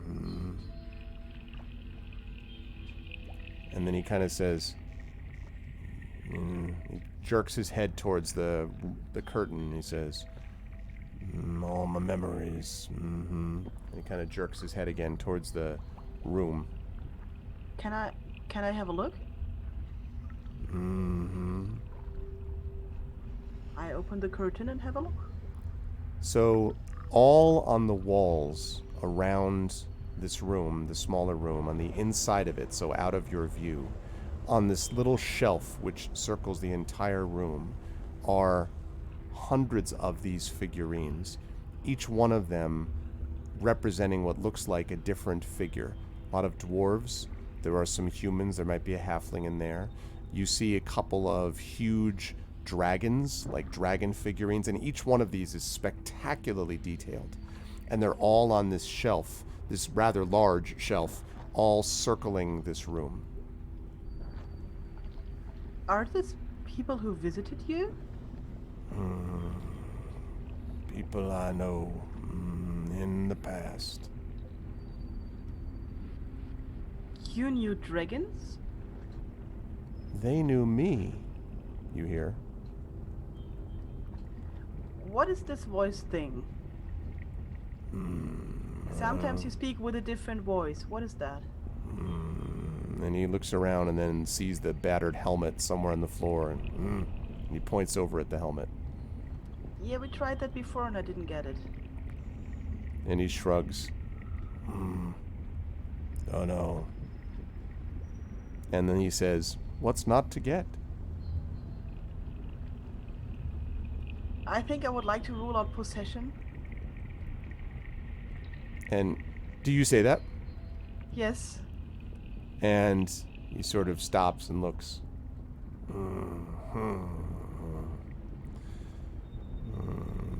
Only possess myself.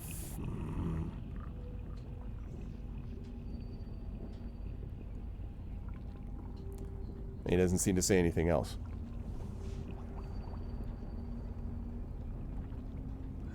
I look at the others and it's like, he has a collection of little statues of people he knew or people that knew him. Yeah.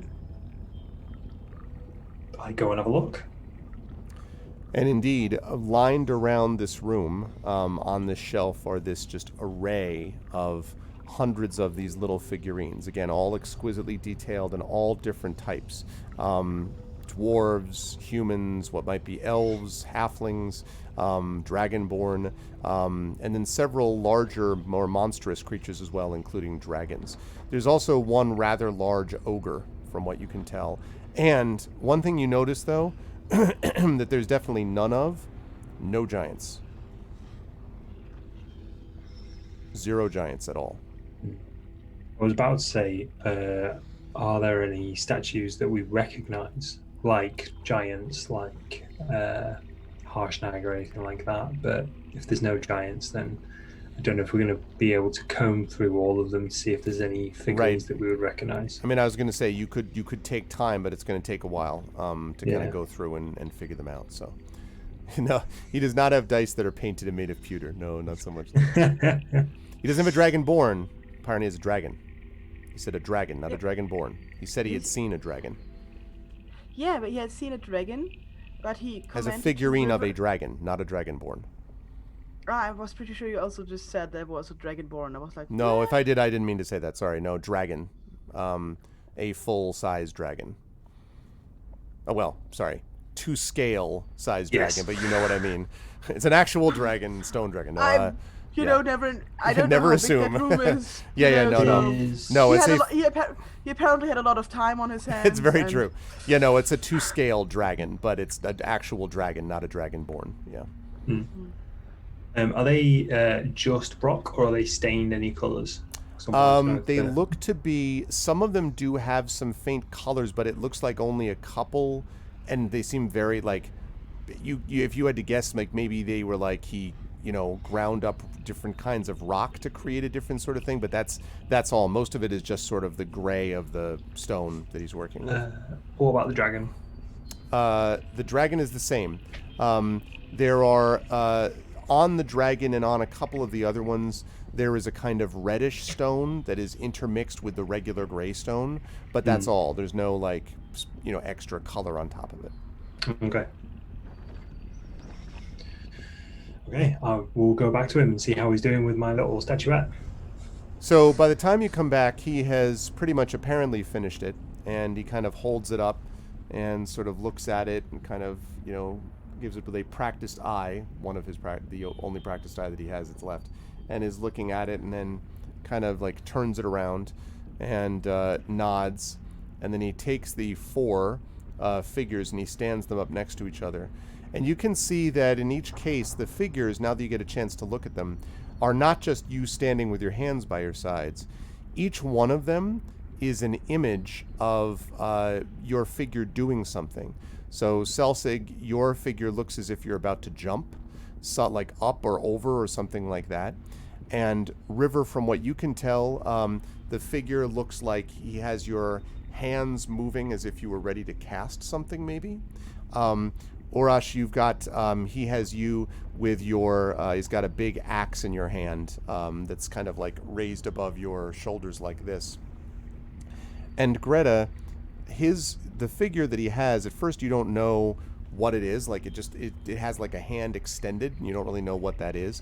And then he sort of takes the figure and he puts it next to Selsig's jumping figure, and you can see that the hand on the figure of yours perfectly fits on his shoulder, as if you're either trying to heal him or stop him from jumping. It's not 100% clear, but something like that. And that's what apparently. Yeah, we can normally never tell the difference either. Mm-hmm. Artist, we will have to leave soon. We're looking for a way down. We're looking for a way to the quarters of. Gosh darn it! What was his name? I don't know. Duke Zolto. I don't know him. Zoltar. Okay.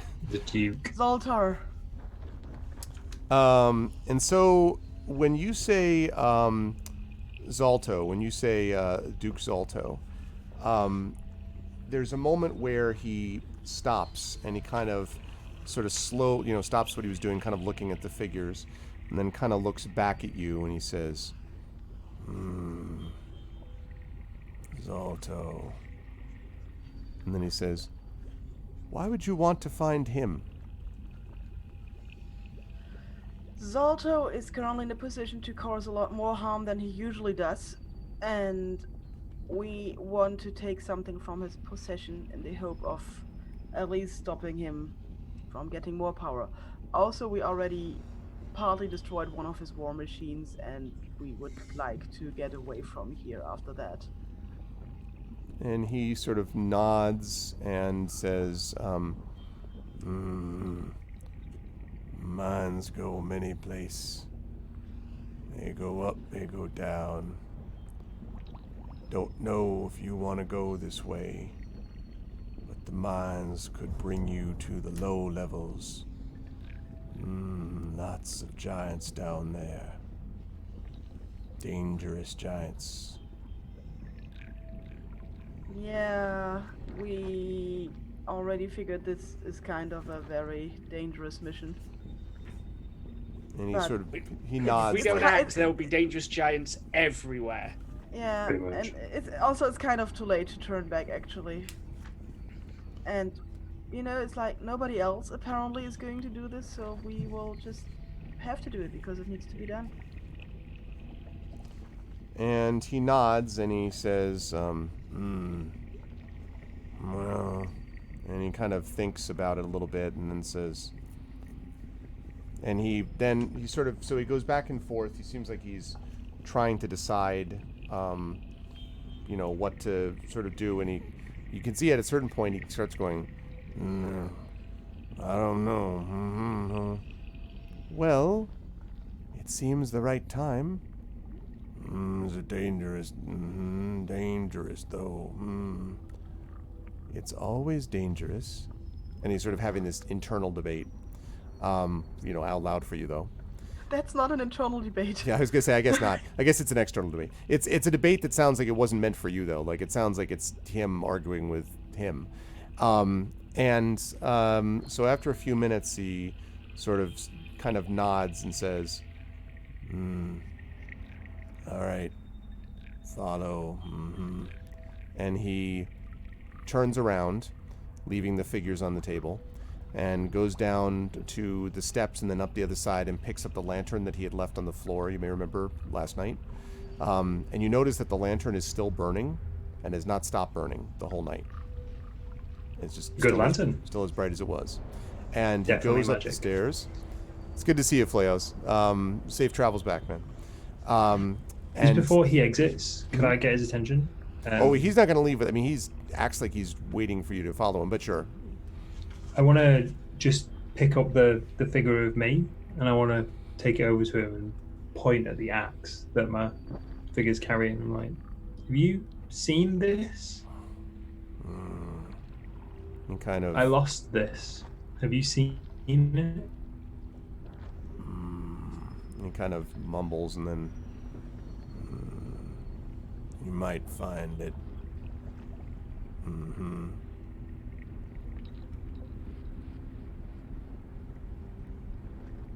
Do you know where?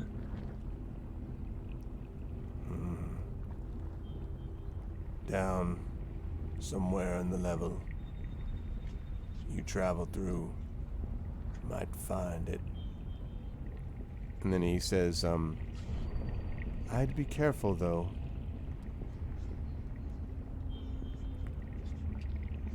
Do you mean because of the item itself, or because of where it is? Or both. Or both. Yeah, I get that. Okay, I put the figure down back on the table with the others. Okay.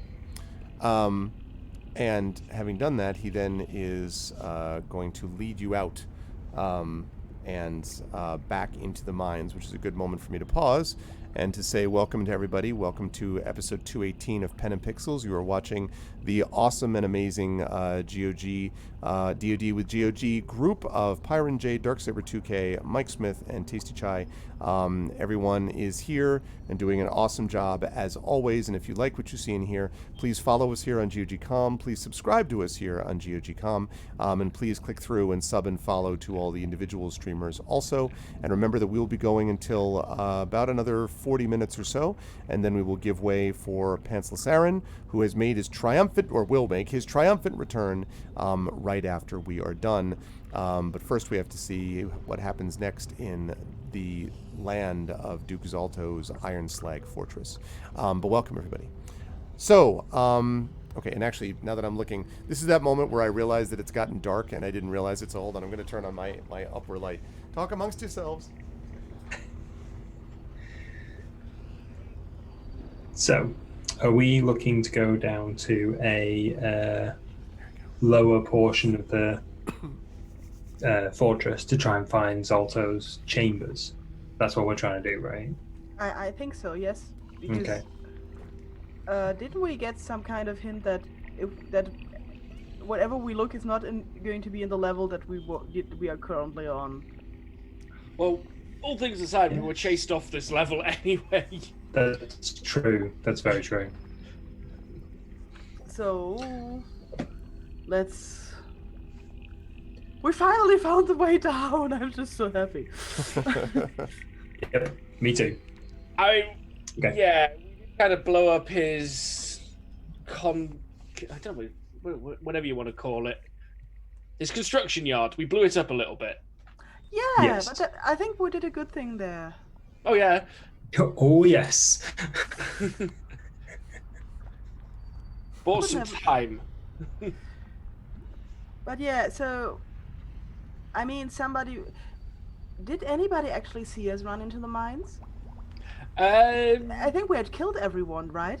The fire giant, I don't know if it had come around the corner by the time we disappeared. Yeah, I don't think I so. don't think it had. No, I think we were in the mine shaft when we started hearing the fighting. Yeah, I think the dwarves formed a defensive line, told us to go, and that was the last thing we saw. Yeah, but let's see. So the gold folks know we're down here, and then there was a fight, and they didn't find our dead bodies, so they can just guess that we all disappeared into the mines. I would think. Yeah. However, nobody tried to come down after us. Also true. Yeah. Yeah, I wonder what. As a note, they probably couldn't fit. Yes. Yeah, but they still have like smaller minions. True. So Yes. giant, it could have thrown something down. I Yeah. believe that there might be more dangerous things down here than we know, especially considering how Cardos looks. Oh, 100%. And just our general luck with this sort of thing. Yeah. Yeah, I mean, friends, on one hand it feels like we're really unlucky, on the other hand we're still alive, so I guess we're really lucky. Yeah, let's not jinx that, right? We're exciting. That's what we are. We're Yes. exciting adventurers. Absolutely. Absolutely. It's never a dull moment. Okay, so are you going to follow this Yes. gentleman? Okay. Give me 1 second while I just get one thing set up here, which I think I already have, but I just want to make sure. Okay, so I don't reveal. Haha! I'll show you all of this. The dragon! Here is the dragon. Yep. Spiders are to be it bad enough. Yeah. Okay, this is why I He want smashes the stone dragon on the floor and a real dragon emerges. Ah, that old chestnut. Yep. I've seen that before. All right. That was what I was looking for. Lovely. All right, now do that. On the plus side, still no sewer level. Yet. All right. We're headed down. The Follow- sewer's got to be around here somewhere. Follow me to I the drippy water place. Oh. I say no sewer level, but there was that time I dove into the poo pit. Yeah, that's true. Well, you got a nickname out of it, so that was nice. Quite right. Actually, can't even remember. Oh yes, yeah, I remember now. Yep, that was it. That was your nickname. Okay. Sorry, my hide areas is giving me grief. Okay. That should work. I can show you my little plinfa. Okay. All right. I'm good. All right. Excuse me? So let's. Oh, that's adorable. Isn't it? I have nothing cute to show on stream. My cat is gone, so Okay. I have nothing cute to show on stream other than my microphone cover, which is furry and kind of looks like a dead hedgehog. We're back. Sorry about that. That's all right. Okay, so he leads you out and down again. So you may remember that he took a right at that rightmost passage. So that when you went to the T junction, and he went right. This time he goes left. So he comes out of the little illusory wall again, and this time he goes the other direction, past the other T area, and now as he brings you around sort of his plodding way, and he's got this lantern with him, you can see that as you're kind of moving around that you start to get confused about where he's leading you, because these things start to basically the mine tracks stop, and now it's just like a kind of rough-hewn passage that turns and goes up and down and circles and is like wildly confusing. There are multiple paths that kind of lead off of it, branches and things like that, small little areas, alcoves, all this sort of thing. So that by the time he's been walking with you for probably a good hour at least, you were all, first of all, sweating a little bit, or the equivalent, and most of you are hopelessly lost, I would say. Like because the pathway is just so winding and bizarre. And finally, as you're sort of following him down, the one thing you can say for sure, though, is that it continues to go downwards. Whether it's like spiraling down or whether it's whatever, it's still kind of going downwards. And you begin to hear sounds again.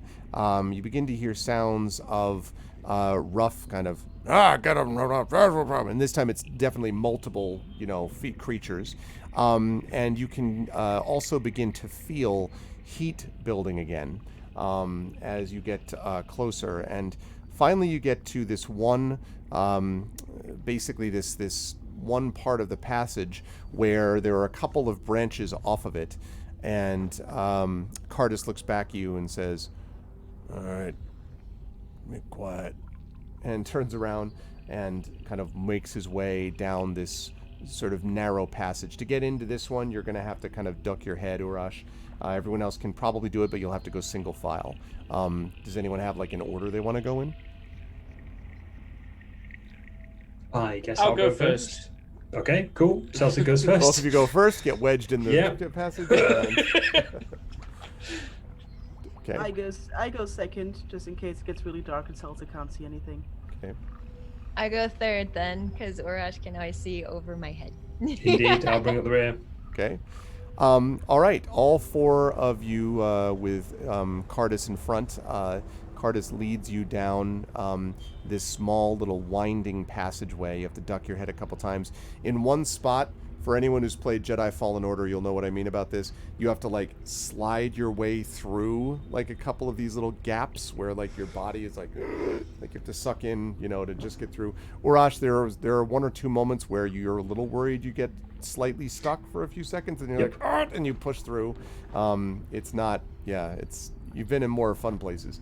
And then it sort of comes out above this one little ledge, and again the sound of sort of talking and mostly talking and yelling is much louder here.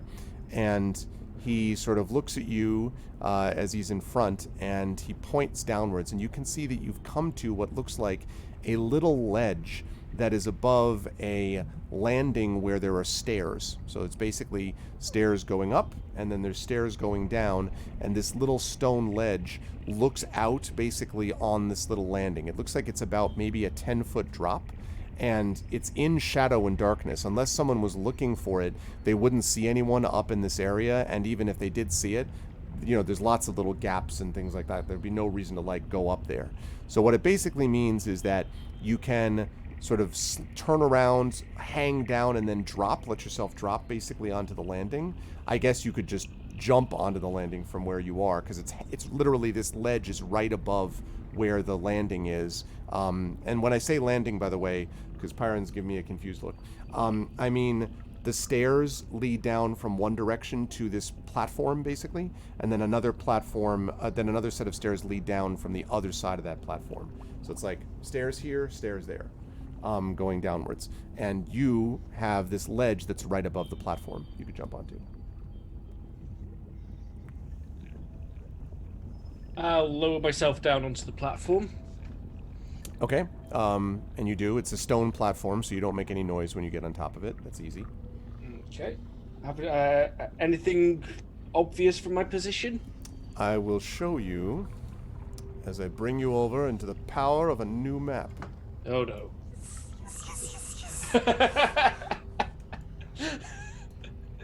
Here you go. How yeah, exciting. that one was staying its welcome. Okay, well, there's nothing on fire. That's a good start. Right, now there's a Nothing on set of, I fire should yet. say, you folks are right here. You're at the very top. That's... The platform's like right on the other side of these stairs. Like, I guess it's technically here, but you know. Yeah. But that's what it leads down to. Yeah, technically Greta's not on the map yet, so let's give it time. Yeah, exactly. The other thing is, from this vantage point, Saber, you smell something. You smell what seems like some kind of cooking meat, if you had to guess. And now you can hear this, and now you hear that the talking is basically a couple of sort of, and then a bunch of, like a number of smaller voices sort of talking back to whatever the larger sounding voices are. I may regret this asking this question, but in addition to roasting meat, do I also smell burning hair? Make a perception check for me. Okie dokie. If I must. I don't want to smell it, Yeah. but do I? Yes. Oh dear. So possibly not the kitchen. Well, No. or, I mean, it possibly could be the kitchen. These are fire giants. I mean... Yeah, I suppose I shouldn't assume they don't like to eat hair. True. Or maybe they felt burning the hair off's easier than shaving the Listen, meat. you use the whole animal, all right? You use the Yep. whole animal. And Keep the eyes in. It's got to see us through the weekend. Now I'm imagining fire giants coughing up hairballs because of their diet. no, just the hellhounds that they keep as pets. So yeah, it's a kitchen. Depends on who's for dinner. Right, exactly, Arudnell. See, that's Yep. right. Yeah. So So you that's what you smell, and you can hear the noise below you, and there's also of course heat. So I sort of say just loud enough for them to hear. I'm not going to be shouting from this position. I think we found the kitchen. Okay. Mm-hmm. There's definitely voices down here. Okay. But it does sound like normal chit chat, not like guards on the hunt or anything. So there's that. I still feel we should not walk into the kitchen. That might not end well.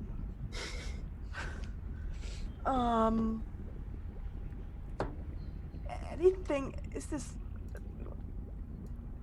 This goes in. Is this only in one direction, or can he look in several directions? This is the only direction that he can see down because it's just sort of straight ahead of him. Yeah. He'd have to go down, like sneak down to the foot of the stairs, and then he could get more of a sight of more of the room. But Which I'm going to do, because I don't think we're in a position to go backwards from here anyway.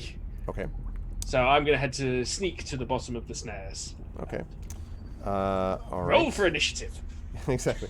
Oh, You no. are immediately destroyed. Everyone else roll for initiative. Try to look like a slave. Make a stealth check for me, please. Celsi. Okay. I should, assuming you're trying to be stealthy. Oh, I was holding on that 9. Okay, you were just. That's your very. That's fine. You're, I only do a couple of very specific things, but I'm usually pretty good at them. I have a set of skills that make me particularly okay. Very specific set of skills. No, skills that make my party a nightmare to have with me. Skills that are not Yes. compatible with other skills. Oh man. Stop. Smoke bomb. All right.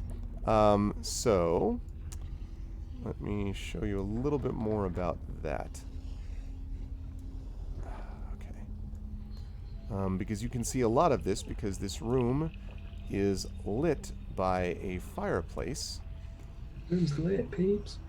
And more. Yeah, it's actually a rave. Yeah, that's less of the crossroads I was expecting to see, and more distressingly, we've just walked into a room.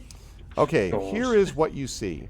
So, there are these black, and I never remember if it's basalt or basalt, pillars that you see here and here and here and here. And there are two 10-foot tall basalt tables. And on the tables, you can see what looks like a bunch of, well, meat, raw meat of some kind. Underneath the tables are a bunch of empty iron cauldrons that look to be huge, Celsig. And above the tables are dozens of iron hooks and chains, and there are utensils hanging from them, like massive forks and spoons and like tongs, you know, that you use to pick up stuff, and spatulas, and you know, the whole 9 yards. You see a few other things that are notable, which is that there is in front of a fireplace, of the fireplace which you see over here on the far side, you see this. Hold on just a moment.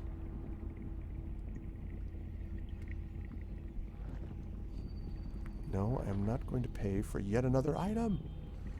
They keep dragging me in, being like, oh, don't you want to see this? No! Okay. Alright, what if I just do that? There we go.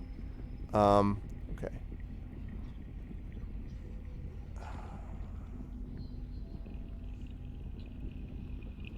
Shoot. Man, see, I don't want to reveal this before...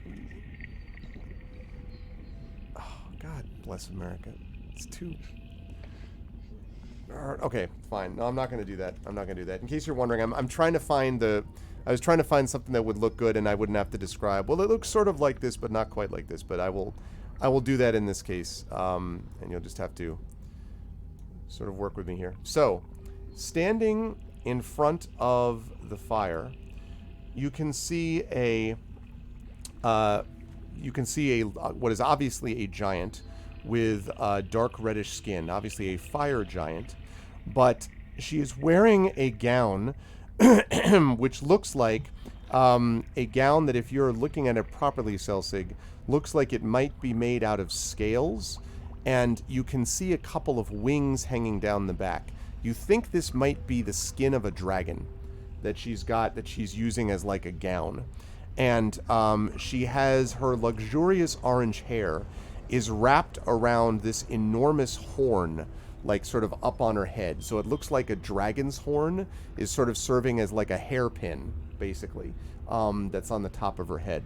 And she is standing in front of the fireplace with this large iron spoon, and she seems to be sampling something, maybe soup or some liquid, from a cauldron, a fat cauldron, a big one, which is suspended above the flames. Looks like one of those cauldrons that are empty below the table, Celsig.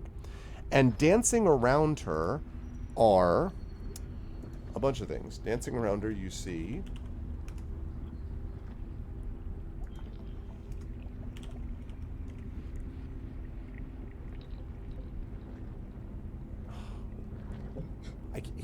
He just keeps doing it to me, and I'm like, what about this? He's like, how about this? They look perfect. Why don't you buy more of these? These look exactly like what you want. All right, God damn you. Fine. I'm gonna get one because you're too good at this, all right? Okay, hang on a second. I'm gonna buy this stupid thing. No, he's having to purchase an asset. Oh, Yep. God. Yep. That's right. We appreciate this. Thank you. You're welcome. I mean, our characters might not, but we appreciate this. Mm-hmm. Okay. Bear with me, it's taking a second. I'm sorry for the delay. I would normally have done this ahead of time. It's been a little bit of a busy couple weeks, so I apologize. Okay. Okay, did you get it? Did you get it? Did you get the thing? I guess the dragon was the last thing that annoyed this chef in her kitchen. Yeah, Okay, I want to see if I actually made... that's what the soup's made of. I mean, it seems to me that even amongst giants, this seems like a pretty extravagant and rare, and probably quite status symbol-y sort of gown. You think it might be the Duchess? Yes. The thought crosses my mind. I found it. All right, here we go. So- Crossed my Whatever you mind do, too. please don't concoct a plan to bash her over the head and kidnap her. Wait, why? That's exactly what I was thinking of. I feel like she might have killed that dragon in her spare time, you know? Or Like a someone did. hobby. Have Okay, we here we tried go. saying hi? All right, Not here we yet. go. So there are these weird sort of, for want of a better term, these little smoke demons is what they look like, Selsig. These smoke demons that are dancing around and cackling as they are sort of dancing around this cauldron. And there look to be 5 of them. 1, 2, 3, 4. And one more. There look to be 5 of them. So there are those. Also, next to the tables are 2 ogres wearing grease-stained leather aprons. Of course. And occasionally they yell at each other. And they also yell at the 20 goblins, which are scurrying about and performing Jesus. menial chores. To be fair, from my point of view, this gets better with each extra detail because it's ruining the other people's plan. So I am totally fine with this situation right now. My plan so far was not annoy the lady in the dragon dress. My plan was, if that's the Duchess, kidnap her and exchange her for the conch. Good luck with that. There was the smaller fire giant. Maybe we should start with a smaller fire giant. Just saying. Not Hey, start. I got with 4 hit points. I can take on the world. We can like work our way up to bigger fire We're not giants. trying to take on the world, we're trying to save the world. So you guys had way better plans than me. I just wanted to see what they were cooking. It's still a plan. That is, yeah, that is. Does anybody have any poison? Oh, No, not on me. Sorry, I'm not Because a that's a- poison dragon. that's I'm a- a cold that's- dragon. That's a despicable way to defeat an enemy. You should not use poison. yeah. You should. No, not to defeat them, just to weaken them temporarily. To be more Still. susceptible to head A bashing. sleep potion. Yeah, that's what we No. want. Fire giant diarrhea. Yeah. Not happy with weakening people with poisons, and definitely not happy with putting them to sleep so we can kill them. But what Well, you about don't fire have to giant do it. diarrhea? How do you feel about this? There we go. I want. Is it there's like 2 white things next to the staircase? Maybe these are doors. Are they open and nobody's looking at them? I couldn't tell that. Oh my god. So yeah, there's so nothing. They're not paying any attention to the stairs right now. They are paying Good attention to their God, various. There's a kitchen or a mosh pit. Jesus. Yep, You these need are a lot all. of They are all minions moving to around to cook. different they are spots. not social distancing at all in there. No, not at all. That's a serious risk. It's true. They don't even know their distance. Like 2 Maybe meters we in just need between one each person to creature. sneeze Oh, and then leave. no. Everything will And be then let fine. time take its toll. They'll just throw each other in the lava from time to time to disinfect. Mm. They really are Fox News watchers. I'm sorry. Hey-oh. Right. It's Karen So- and her coronavirus party for a kid. But do you feel like we should not annoy the chefs because it's just a bad thing to do? Well, And because it's, I mean, I don't think there's ever been more accurate. It is literally wall to wall in there. They're all sort of scurrying around, wow. paying no attention at all. And sometimes the ogres kind of yell at them, and they're like, "Rah, rah, rah, rah." And you know, the only one who seems to be paying no attention and just seems to be really enjoying herself is the Duchess, who's just like, He said it. you know, tasting. He did He confirmed. did. Yeah. Hey, you referred to her as the Duchess. She's wearing. You yep. definitely have not seen any other fire giant in here wearing a black dragon cloak, what looks like a dragon cloak with this black dragon horn holding up her orange hair. He's just using shorthand. He could keep saying what you assume to be the Duchess, but it gets a bit clunky after a while. Right, exactly. What possibly has been judged by you to be the. Yes. Don't believe that for a second. To be fair as well, we've only seen like 3 other fire giants. That's true. Is that all? 4, I guess actually. so. I guess 4. No, What 4. if they're just a classy people? Then they That's just true, all yeah. are super classy. You found your way to the Project Runway area of the Yeah. of the fire giant. Okay, well, let's wait for Celtic to come back and give Okay. us the Duke information. Zolto's drag race. If he comes back. Yeah, I was gonna say, do you come back? Well, Celtic? at the I need to have a think because at the moment Come all I back, can do he's in is Waterdeep now. I do have the teleporter, but I have to find a teleport spot. I haven't found a teleport spot. Don't worry. But no, I need to think about this because at the moment all I can do is go back and go. Well, we can't go that way. He's like, nope, hard pass. And I don't really want to bring like Urash down there because Urash will just go, I can take him. He's not wrong. I could take him. He's not wrong. River's got a high chance of walking in and going, that smells nice. I mean, it does smell nice. It does. But I'm trying really hard to be quiet. Well, it smells pretty good. I mean, compared to that fish, There's like a 90% chance Greta might just go, fireball. A fireball in a fire giant kitchen is just a waste of time. Out of Oh, control. but I have ice storm. Look there. Hey, we're all fully healed. Right, I'm switching sides. I'm going to ask to take to speak their leader. I have valuable information, which you may want. Hey, you know those people that blew up your crane? Well, Celtic, I forgot to mention, by the way, that one other thing I didn't mention is that around, or is it there are 5 more creatures? No.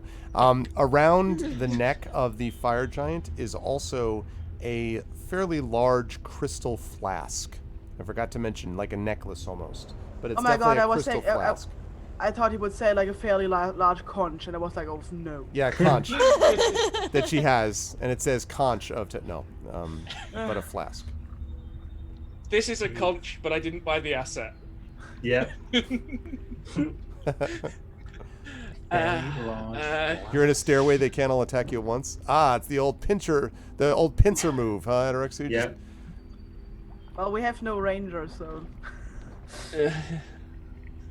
And after a moment, I'm heading back up. If someone might spot me with all of this running around at the moment, so I'm definitely heading back up the stairs. Mm-hmm. He says, Carter says, when you get down there, and see them all down there. Yeah. So, what's down there? What comes after buttloads? Many. Numbers in counting. Many. Many. Lots? Many. Is it many, and then lots, isn't it? Yeah. Right. I think there so, are yeah. many lots of things down there. Things. Delicious things? Goblins, ogres, fire giant dressed in a dragon. Oh, that's A rude. fire giant dressed in it. Now I'm just imagining a fire giant wearing like a furry costume, or like just wearing a dragon's skin, just going around going, "I'm a dragon." Well, she wasn't doing that, but it was dragon skin. It's should've- good that that's what you were envisioning, because I was envisioning like the full like Silence of the Lambs thing, and it was really creepy. Goodbye, dragon. Yes. I'll help you catch him, Clarice. Would you flame me? Oh.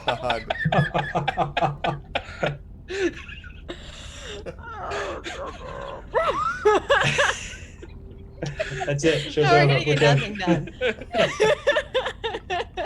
done.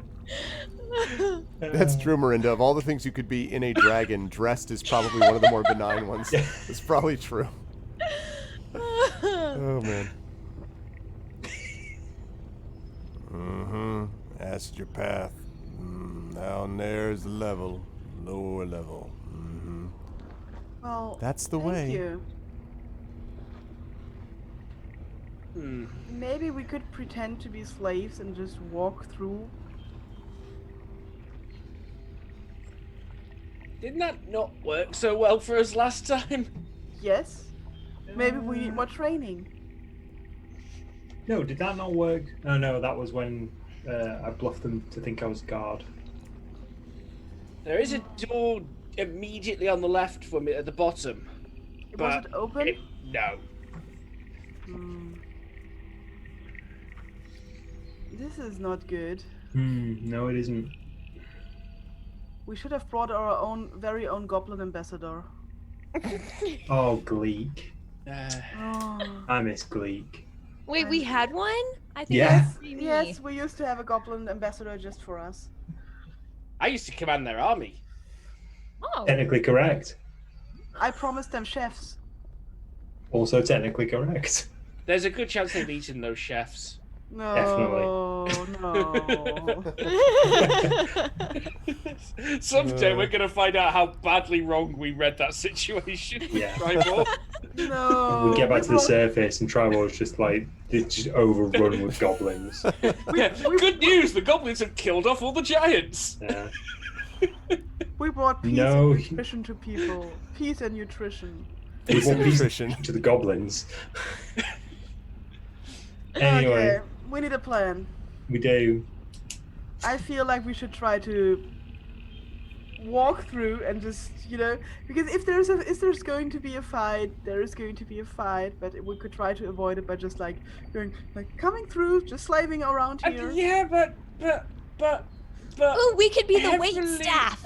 heavily armed slaves aren't a normal thing, I would imagine. We don't look that armed, except for Urash, who has very big arms. And me, who has It is 2 true. swords. Yeah, well, Put you them could maybe away. hide You're a them. ranger. What are you even doing with those? He could be double wielding. You're a casino owner. What are you doing with weapons? I read it in a book once.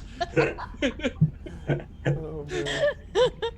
Take off and nuke the entire site from orbit, Edaraxu says. Well, it's the only way to be sure, maybe, but... Does anybody have force lightning? Not on me. Ah. Yeah, I don't think I do. So, Let's I think. mean, we could just go in arms swinging, or we could go in both arms swinging. That's all I'm saying. No, I like Pyron's idea. I mean, Greta. Greta's idea. Sorry. I was so excited about it. Pyron would never have ideas like this. As you folks are talking, you suddenly hear, and you hear the sound of flapping feet, like coming down the stairs the other direction, so coming down from above you. What? I Getting forgot to louder consider the fast. fact that stairs can go in both directions. Yes, that's an excellent point. I didn't even. No.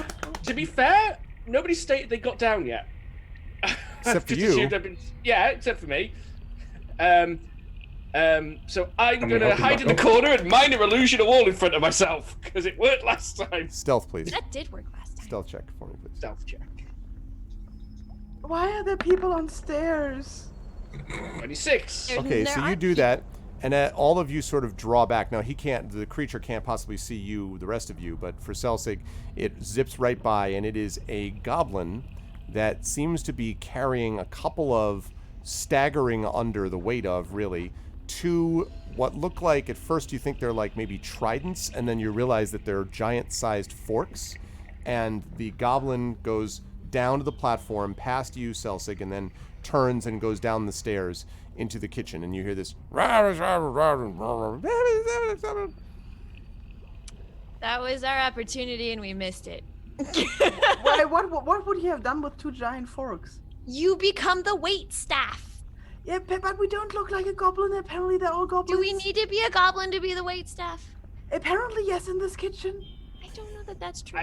didn't see any non-goblin ogre giant fire imp things in there. Technicalities. Okay, so when the next goblin comes, do we want to knock him out and steal its forks? I do. I mean, if we're gonna try and kill things anyway, we may as well go in with a gigantic fork, right? Fork you. All right. Anyway. Yes.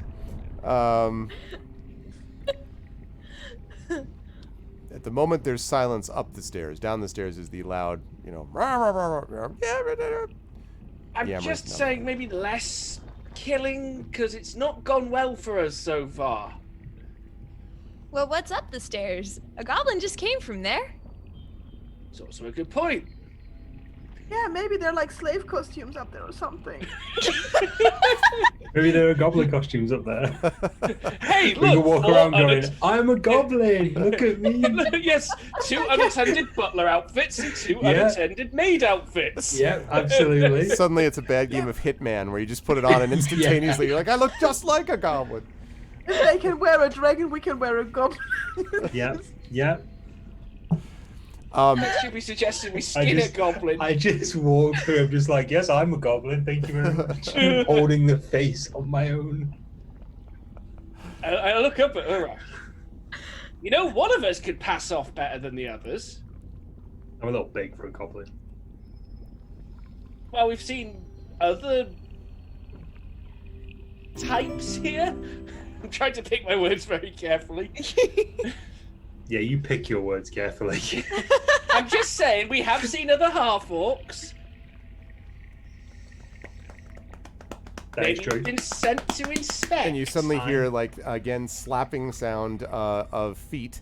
And this actually, there's 2. I assume, Celsic, at this point, you're like, you're like up looking at the ledge, but then you can duck back if you wish. But there's Yes. sound of what sounds like more than 1 here, maybe 2 goblins zipping down the stairs. I definitely hide. Okay. You want to do something, Greta? Let them pass. Okay. So they go to... I have an idea now. Oh, okay. Okay, and they go by, and there's a moment, and Celsic, you're like one of these deals where you're about to like look out, and then you pull your head back as you see 3 now goblins ascending, so coming up from the kitchen, and they go back in the other direction, and you can hear them like, and they're like, you know, yammering at each other in Goblin as they're panting heavily running up the stairs. So, Uraj might not pass as a goblin easily, but maybe he could pass as a guard. He's done it before, True. and so maybe he is leading 3 new slaves to whatever lands lie beyond the kitchen.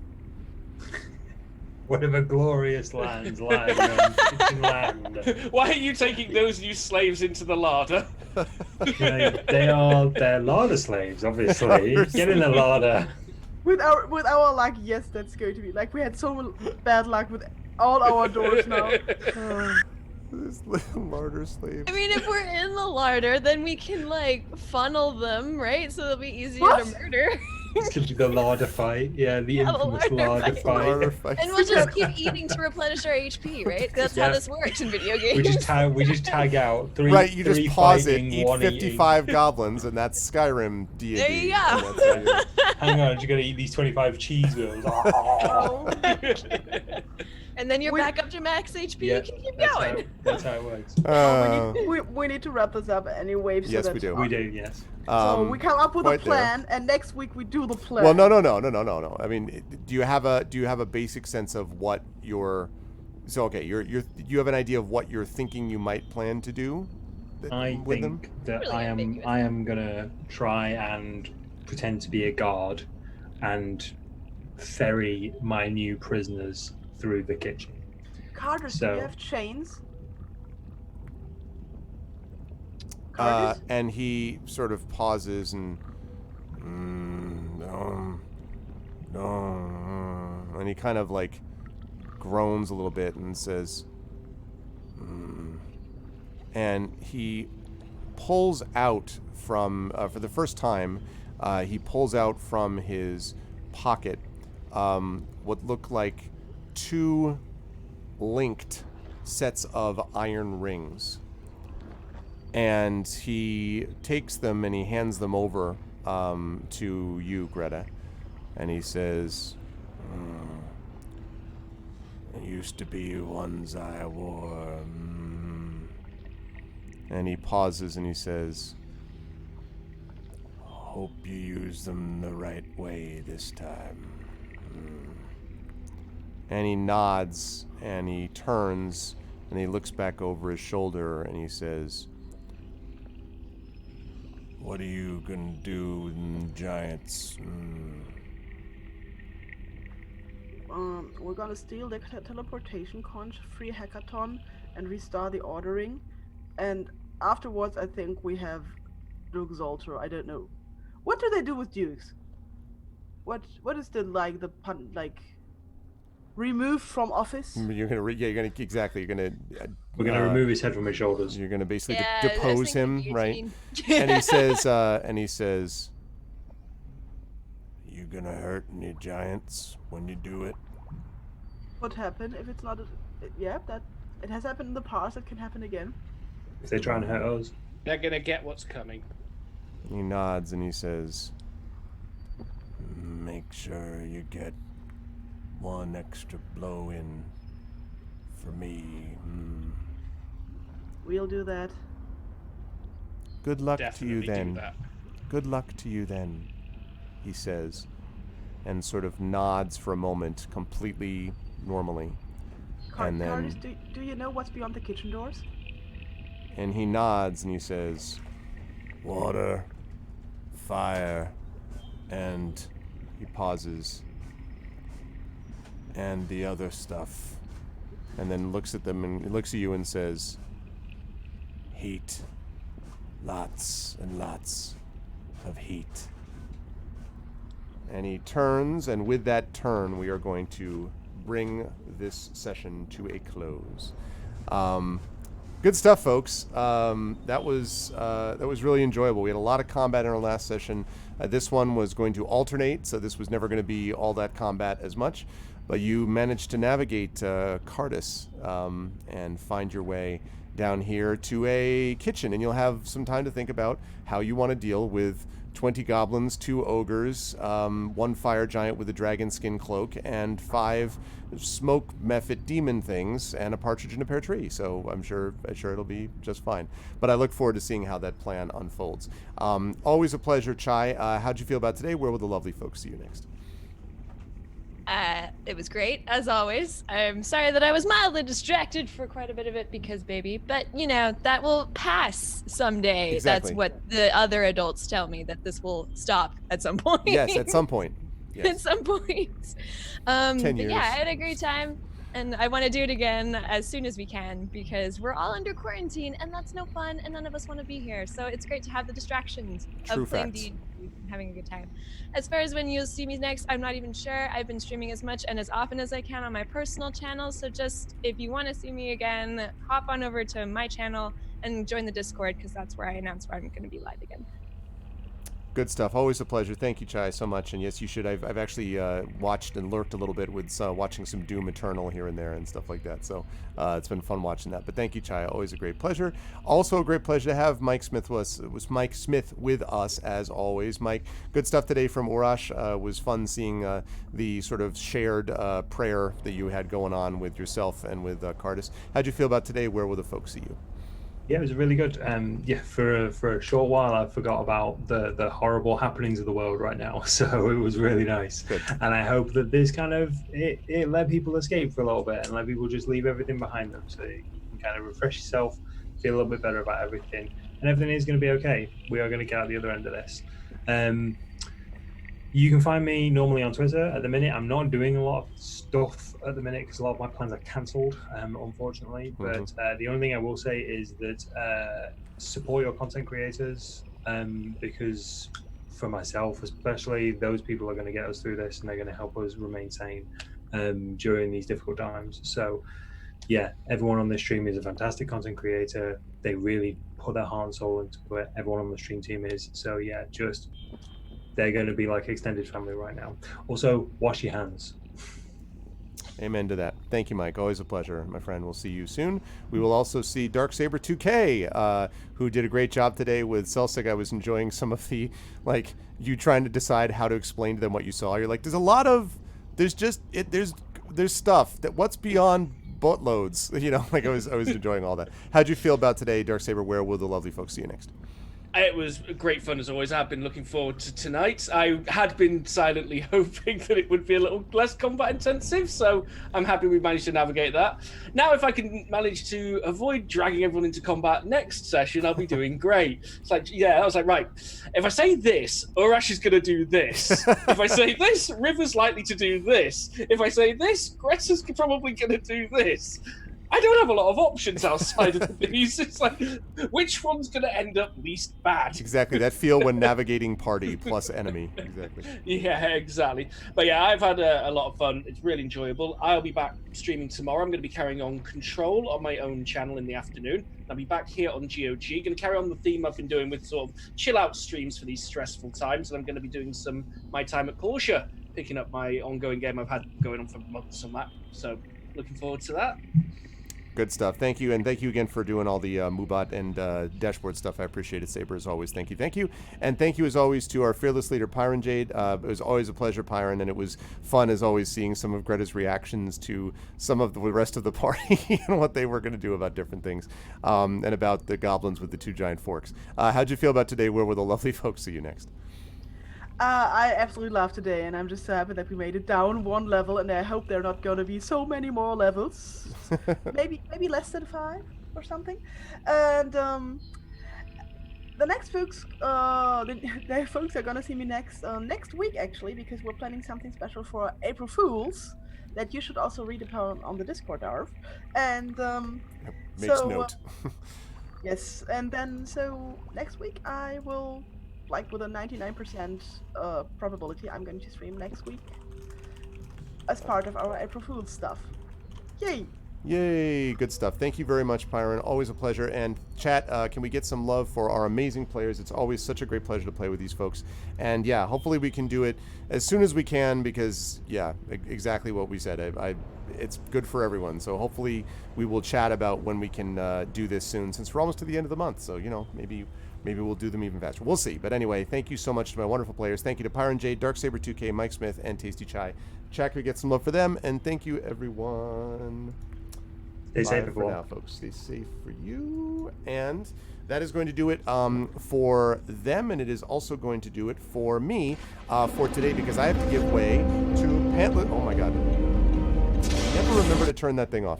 I have to give way now to Pantless Aaron, who is going to be returning. So welcome back, Pantless Aaron. It's good to see you. As somebody said, we talked about the triumphant return, and Darksaber said the triumphant return of no pants. So that's basically what we're talking about, the triumphant return of No Pants with Pantsless Aaron. But it was good to see you back here. It's good to see everyone here as always, and it was a great pleasure to have my lovely folks here with my wonderful players and with all of you. I will be back on next week here, Tuesday, for Pen and Pixels and The Witcher 3 Wild Hunt.